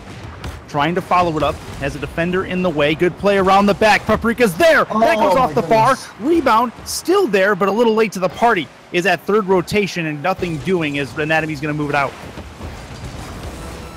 Okay, third rotation on that play was Potato as he was coming back off a demo, had to get boosted and everything, and it was a miscommunication between him and Taves as he was going to take the ball. 20 seconds left. They only have a couple of more drives to score this. I'd say this is probably their last big chance. Potato is going to put this off the corner. It's going to bounce straight down. Coming off the sidewall is Taves. Oh, what a save! Getting into that one is Seba. The rebound is there. Towards the crossbar. It's go. 3 seconds. Scores! Taze puts it in. Tie game. We are likely going to OT. Paprika with the touch off the crossbar. Potato gets that second touch to stop the clear from the last of Rockets Anatomy's defenders. And Taze, being the third man, comes up for the final rotation to score on the open net. And we're tied with 3 seconds left on the clock. We're probably going to solve this in OT. Yeah, rip all you headphone users out there, and also rip Jay's audio settings, as I'm pretty sure we just blew every meter he had. 2-2. OT. If you score Berserk, you move to game 3. If not, you go home. It's as simple and as complicated as that. We play with 8 seconds gone. They'll put it in their own corner to Seba. Seba waits off near the back. It's going to go near the ceiling.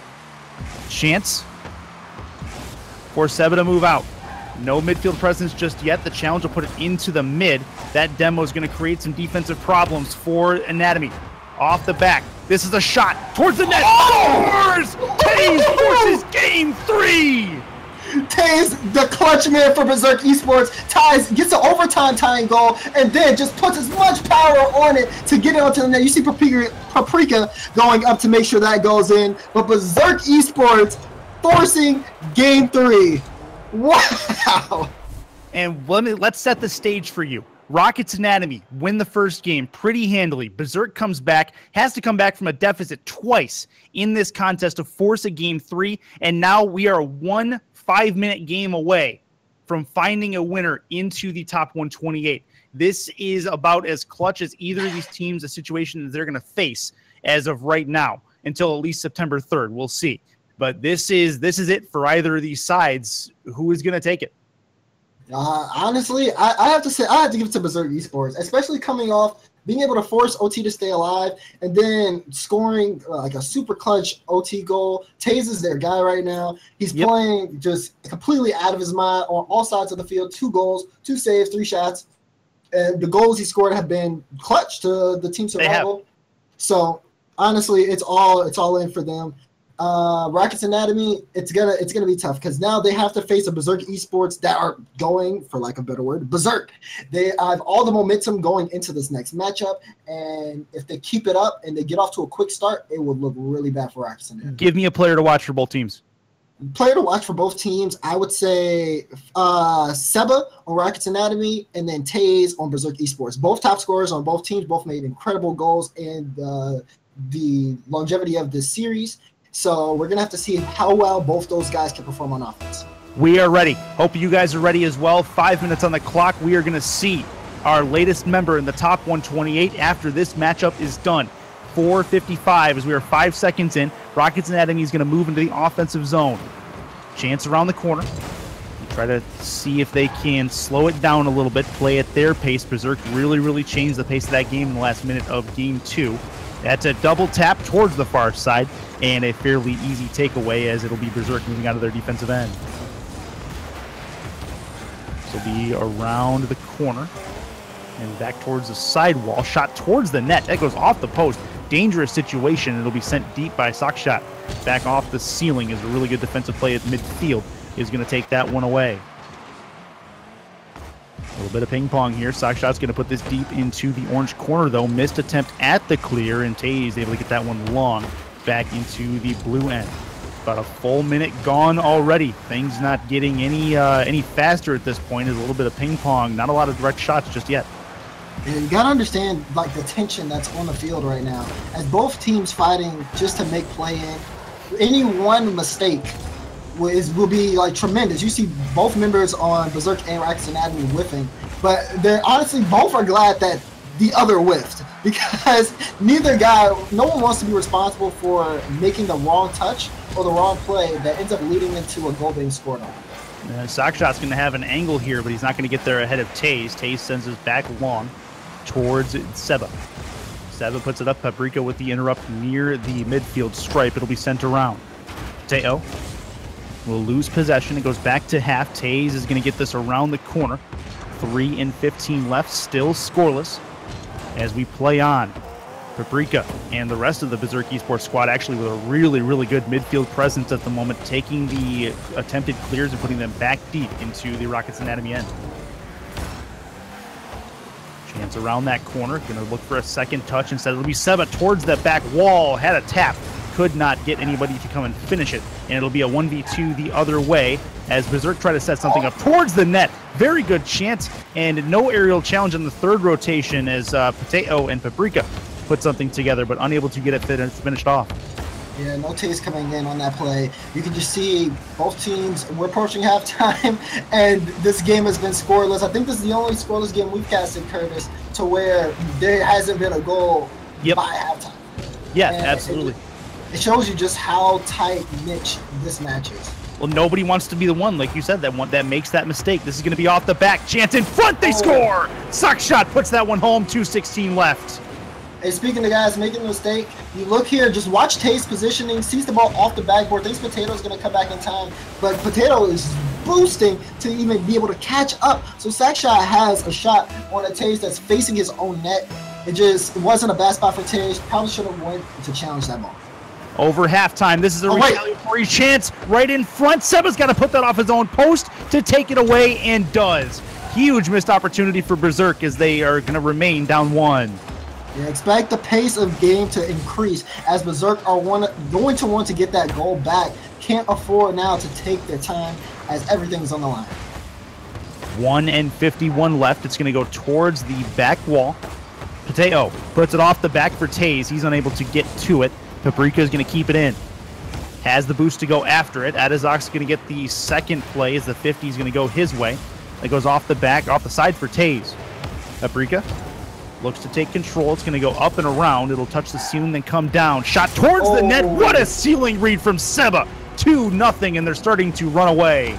Yeah, but we talked about Seba. You see Pateo, he's kind of waiting for that ball. Doesn't think Seba's going to take that shot. Look at it. Gets the end of his octane on the flick there. And just so much power that the defender on Berserk Esports just can't do anything to stop that. 1:28 left in a really, really good display of car mechanics there by Seba. 2-0 as we look to see if Berserk can get something. They don't want to leave it down to the last minute if they can. If they can try to stop that. This will be a chance in front. They have it on deck, and it's Paprika lighting up the sky. 2-1. And just like that, they get the goal right back. Taze with a nice flip to get it over 2 defenders. Adiax can't quite get it, and Seba's on his rotation back. So Paprika has his spot that he has to take that shot in, and he does just that. Final 73 seconds of this game. Berserk needs 1 goal. They've already had last-second heroics in this series. Taze may have a tying shot here. Save coming out, and a very, very good one. As Seba gets into that, this will be a chance for Paprika to keep it in, and a clearing attempt coming from Rocket's Anatomy. Chance looking for the direction. No, good save coming across as well. And back comes Pateo. 53 left. It's Taze. Goes off the sidewall. Pateo goes side to side, wall to wall. Coming into the offensive zone and around that corner. Off the ceiling. Straight down. Seba. Coming off. It's Taze. 3-on-1 the other way, but a nice aerial challenge there is going to take that one away. Near side, good clear attempt. 28 seconds to go. Things getting tighter. Chance for Seba goes off the side. Nothing doing. Berserk back the other way. They need 1 more good clear and 1 good send towards that orange net to ice it. This will be a play from that near post. Sock shot with the attempted clear. This is going to go towards the side. They're down to their final 5 seconds. Tournament life at stake. This is going to go towards the blue end. Taze is up. It's still in the air. They are still alive for the moment. It goes around that corner. Chance into the middle. Paprika lurking. 2 lurking, actually. Paprika needs to keep it up. He cannot. And Rocket's Anatomy have punched their ticket to the play-in. They are top 128 in RLCS Season 4. Yeah, good job there from Rocket's Anatomy, ending up coming back after that insane game 2. Berserk Esports ended up tying it up with 3 seconds left in that one, so I couldn't count them out until the ball hit the ground. But looking at that last second, you could just see that no one was really in a position where they could keep it up. And after that, after the ball hit the ground, it was Rocket's Anatomy. They ended up coming out, getting those convincing 2 goals. And then after that, they were able to hold it off. You look at Seba, although he scored an insane shot, he had 5 saves, just completely just a monster on defense, stopping anything coming from Berserk Esports. So well won for Rocket's Anatomy. They move on to the play-in. Yep, that's a very, very good piece of work in that 3-game, what turned out to be a 3-game series. Berserk earned that 3rd game. No doubt about that, but indeed we have a winner of that matchup. It is Rocket's Anatomy. Congrats to those guys. GG's to Berserk. With that said, we are not done just yet.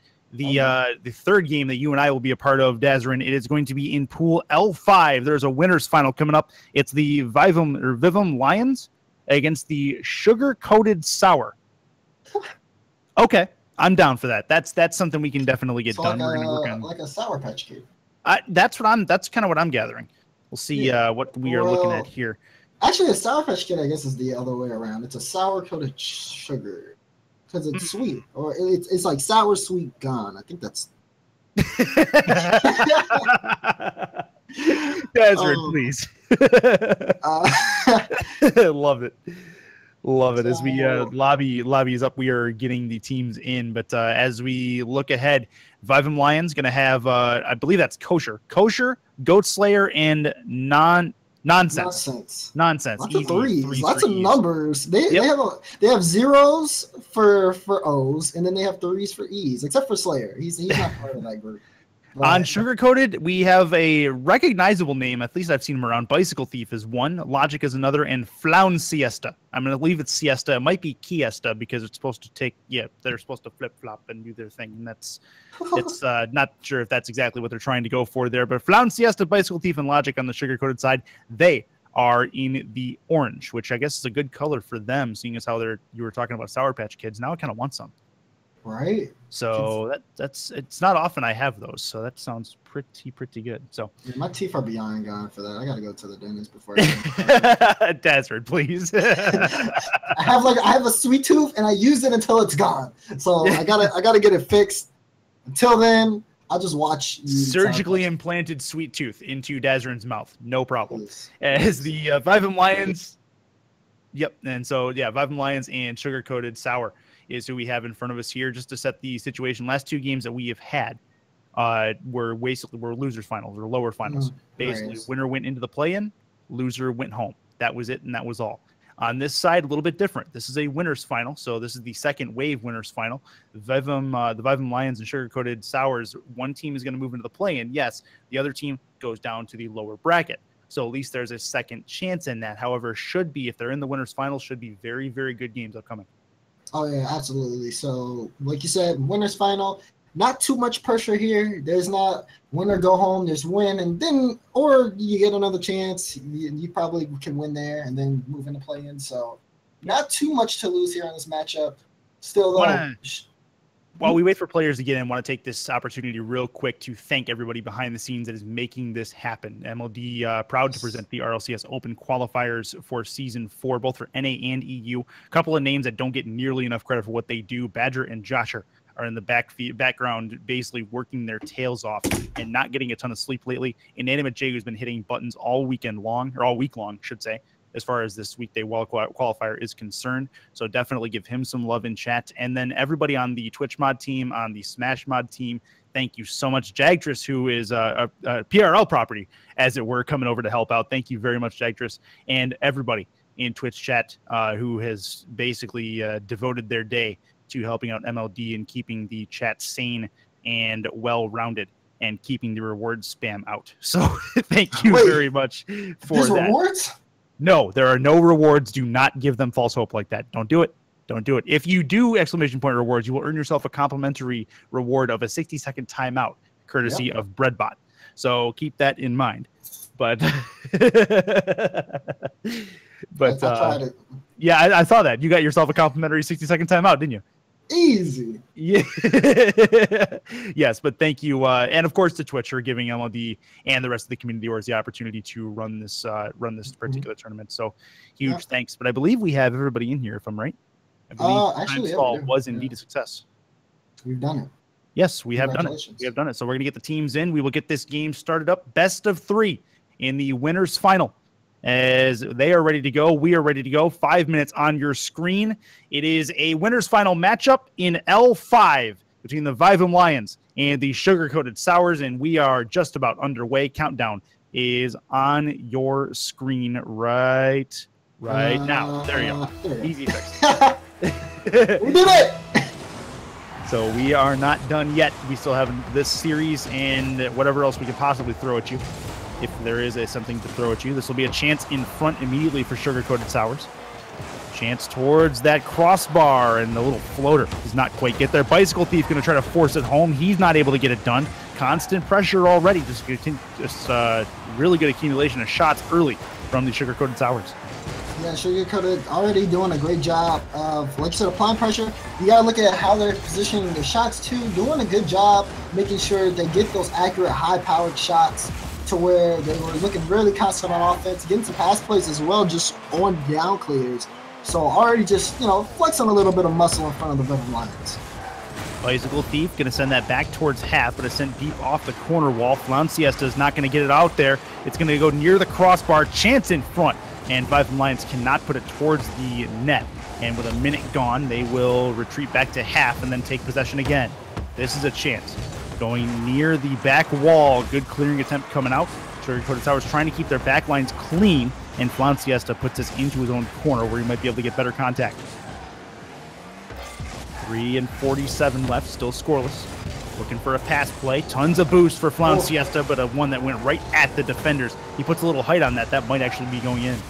Yeah, it puts a little height, and then probably if he wants to try to get that off of the backboard, as we haven't, honestly, although the backboard has been really, it's been one of those things where pros they know how to stop it. What a shot from Flown Siesta. Look at the pass though from Pure Logic. Yeah. He ends up flying up just to get that touch off the back wall, and then the shot placement from Flown Siesta gets a little spin on it, and then sends it into that bottom little corner where no one from Vivid Lions is at. Just amazing play there. A lot of work put in. Great car awareness too from Flown Siesta. The reason it was a nice shot in my book was the way he put that off of his hood. He knew if he puts that off the nose, he gets way too much velocity, way too much height on the ball. He needs to be able to drop that. Great little air roll to get car on ball to put that one away. It's 1-0 in favor of Sugar Coated.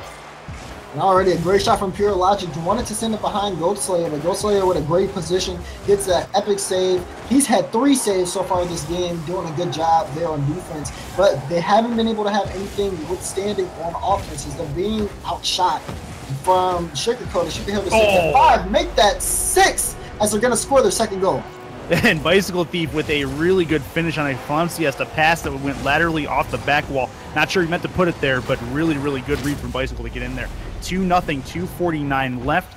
And at this point, I mean, Vivim Lions, what do they got to do? They got to step up the midfield presence or just slow it down a little bit in their own end?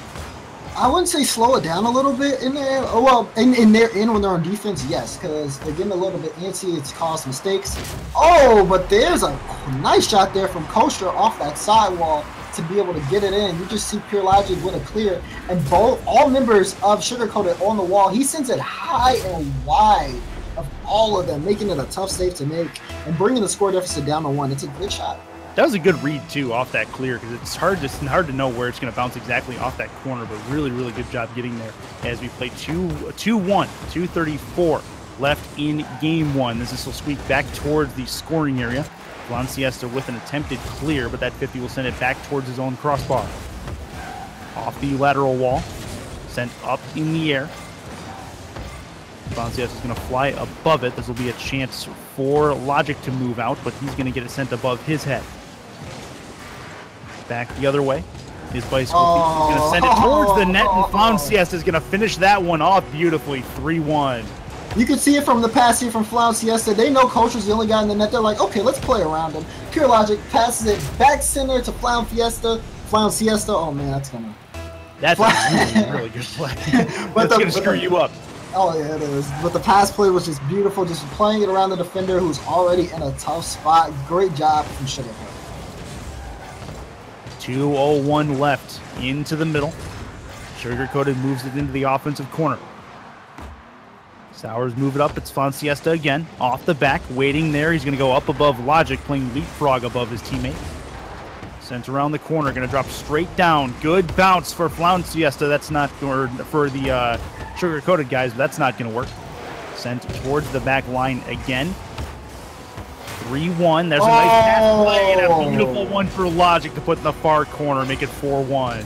I got stuck in a trance here because I'm looking at the way Bicycle Thief places his touch because he gets it off that back side, and I'm thinking that he's just trying to stop the dunk from Kosher so Kosher doesn't dunk him because he's the last man back, but it's honestly just a pass to Pure Logic who just sends a killer of a shot. Sugar Coated just in top form right now. Sugar Coated Sour is showing exactly what the difference is between NA and EU as far as the gameplay meta. The ground play and the pass plays that are going on between their teammates as Logic adds another one has been just absolutely flawless. We don't see nearly enough of that on the NA side, in my opinion. Pass plays? Rotations? What? Like, I mean, I don't know what that is. Rotation.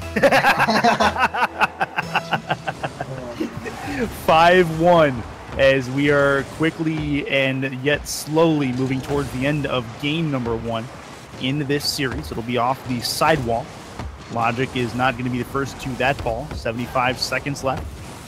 Sent towards the mid. It's going to be off the backboard. Chance for the Vivim Lions to get something going. Unable to do so at that point. Up the side. Trying to tap this into the middle. going towards the sidewall. That's going to go off the spoiler of Logic as he's going to lose that touch. He goes back towards half. Vivum looking to get something done, trying for a pass play. It's going to work around the corner, go far side, and a good touch getting that one away. 44 left, still 3-1. Game not out, or I'm sorry, still 5-1. Game might very well be out of reach at this point. Yeah, for Vivum Lions, it's honestly, you have to look in towards the next match here. So start to get a read. What a boomer. That's going to go in. But for the Lions, you see how Sugarcoated Sour play. They play with a lot of pass plays. They make good challenges. And you honestly have to just be on the lookout whenever you see one passing the ball. Field awareness is your best friend here if you're playing against Sugarcoated Sours, because they're making a lot of pass plays that are just catching Vivum Lions completely off guard. You think that they're making one touch, they make another one that ends up turning into a play that turns into a goal. They're just in complete control of this matchup. And when you start game 2 out, you're going to have to be able to keep up with all. A lot of odd man rushes, too, that are creating those pass play opportunities as they play with 14 seconds left. But the 2-on-1s, the 3-on-2s, just working around the defender, the last man back towards the goal line is helping out this Sugarcoated Sours team really, really well. And it's creating opportunity after opportunity for them to showcase what they can do. That's a lot of trust in teammates as well. Just being able to know that your teammate's going to be there when you get those passes off. It helps with team chemistry, and it looks really good.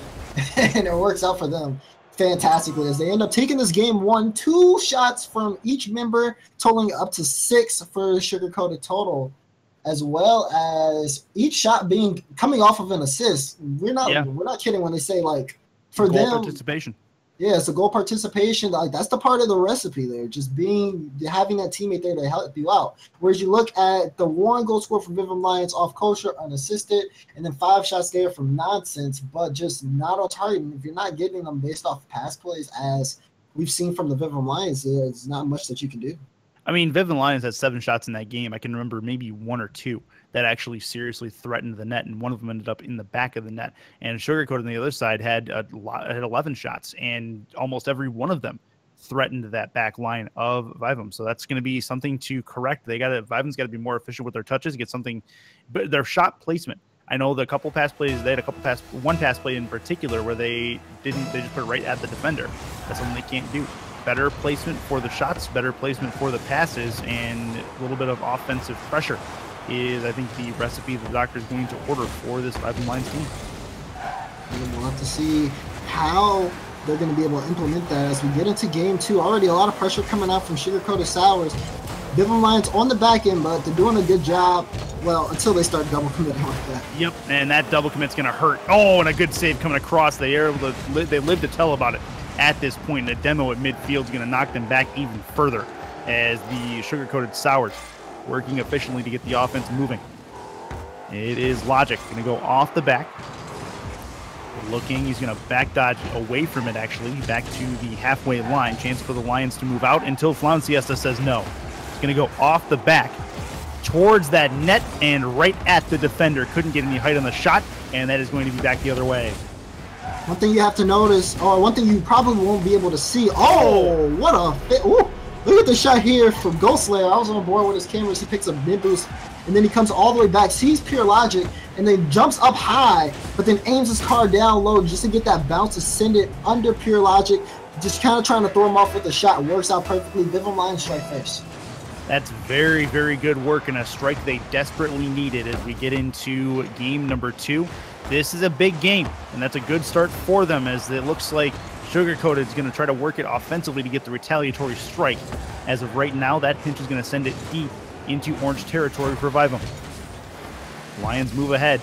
They're going to try to get something going, but they lose possession, but an immediate take back is going to send that deep. Looking in, it's going to be nonsense, putting it towards frame on a pass, and a good opportunity for, that was Goat Slayer with a chance, could not get it finished off.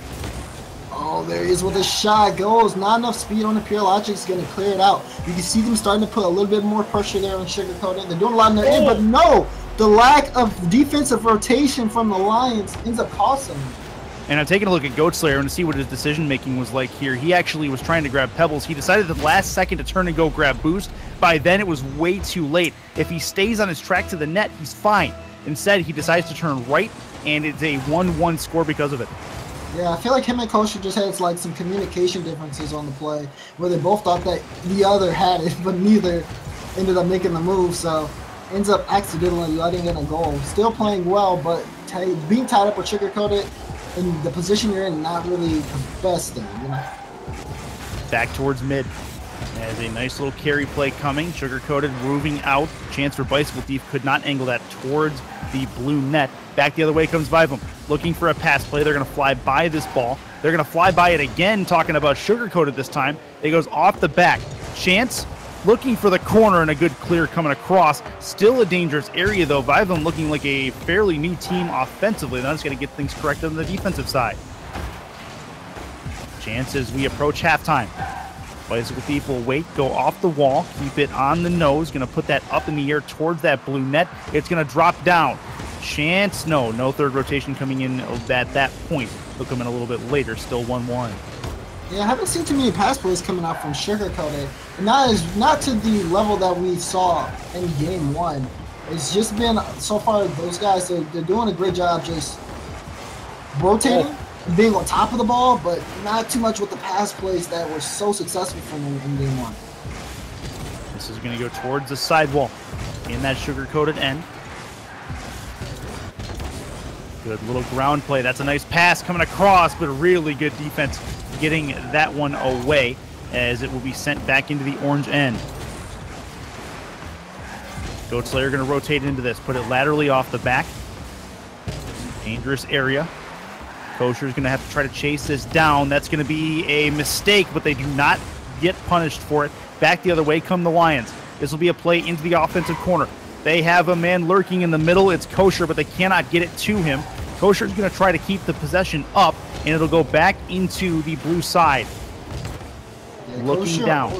Oh, 1:11 left, and actually the scoreboard reads 1-1-1-1-1 as of right now. It's we're trying to find a goal, and it will be Logic.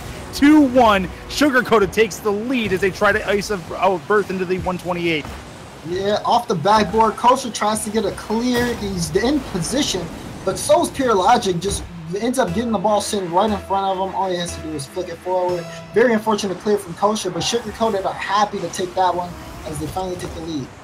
1:06 left. It comes down to brass tacks for the Vivum Lions. Need a goal to stave off a shot at the lower final.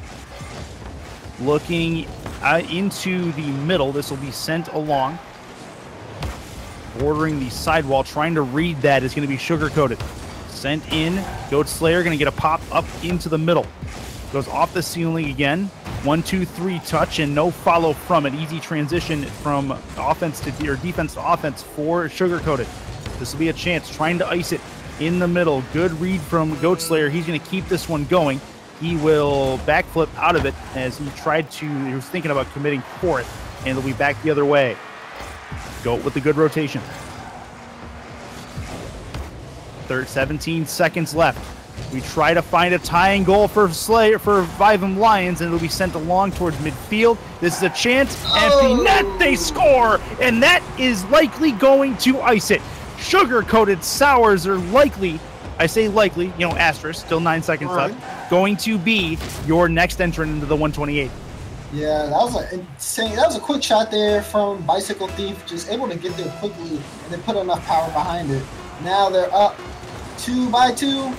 Like I said, Lions, as the clock ticks down, once it hits 1, it's going to be over. That's it. That's it. Game, set, and match. Your next entrant into the 128 is going to be the Sugar-coated Sour. Fantastic games to them. GG's to both sides. Vivum Lions gave it an effort in game 2, but were unable to get things done. Yeah, I'm really feeling Sugar-coated Sour, especially after their game 1 play, where it was just complete synergy between the team, and they were just scoring. It was just nonstop scoring. They looked to be in good form moving into play-in, especially coming after this game 2 win. Not too many passing plays. I mean, there was 1 goal scored from Bicycle Thief that wasn't assisted, but still, it's still there. And when they move on into play-in, they should, like I said, look like a team just to take consideration into, just to watch out for. Very, very good work from everybody we have seen here this afternoon. I'm trying to find out if that is going to be it and all. And, yep, okay. Yeah, so that is indeed going to be the last game that we are going to show you, as the 128 have now gone to 3/4 of the way filled out.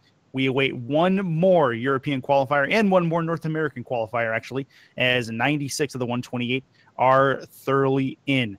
As we conclude things here this evening, giving some well due credit to everybody in the MLD channels, in the mod channels, and everybody who has come out to try to help out. Got it, and also the casting teams that we saw earlier, of course, Ninema J and Ninja Rider, who started us off. The casting team of Jam and Achieves, who woke up probably 20 minutes before he came on air. So good work from him. And then Dazrin, who finally got his internet situation figured out, was able to join me to close it out. Thank you very much, Dazrin. Was a lot of fun. So with that said, huge thanks to you guys, everyone watching at home, everyone being very, very civil in chat and making this a very enjoyable experience for everybody who wanted to see some really good Rocket League from minor league doubles and the entire team here. I thank you. For Dazrin, I am Curtis signing off from MLD. We're going to throw it to a host. Thank you very much for watching. This has been the RLCS Open Qualifiers for EU, day number 3. Looking forward to this weekend when Shift Pro League has their turn. We'll see you guys later.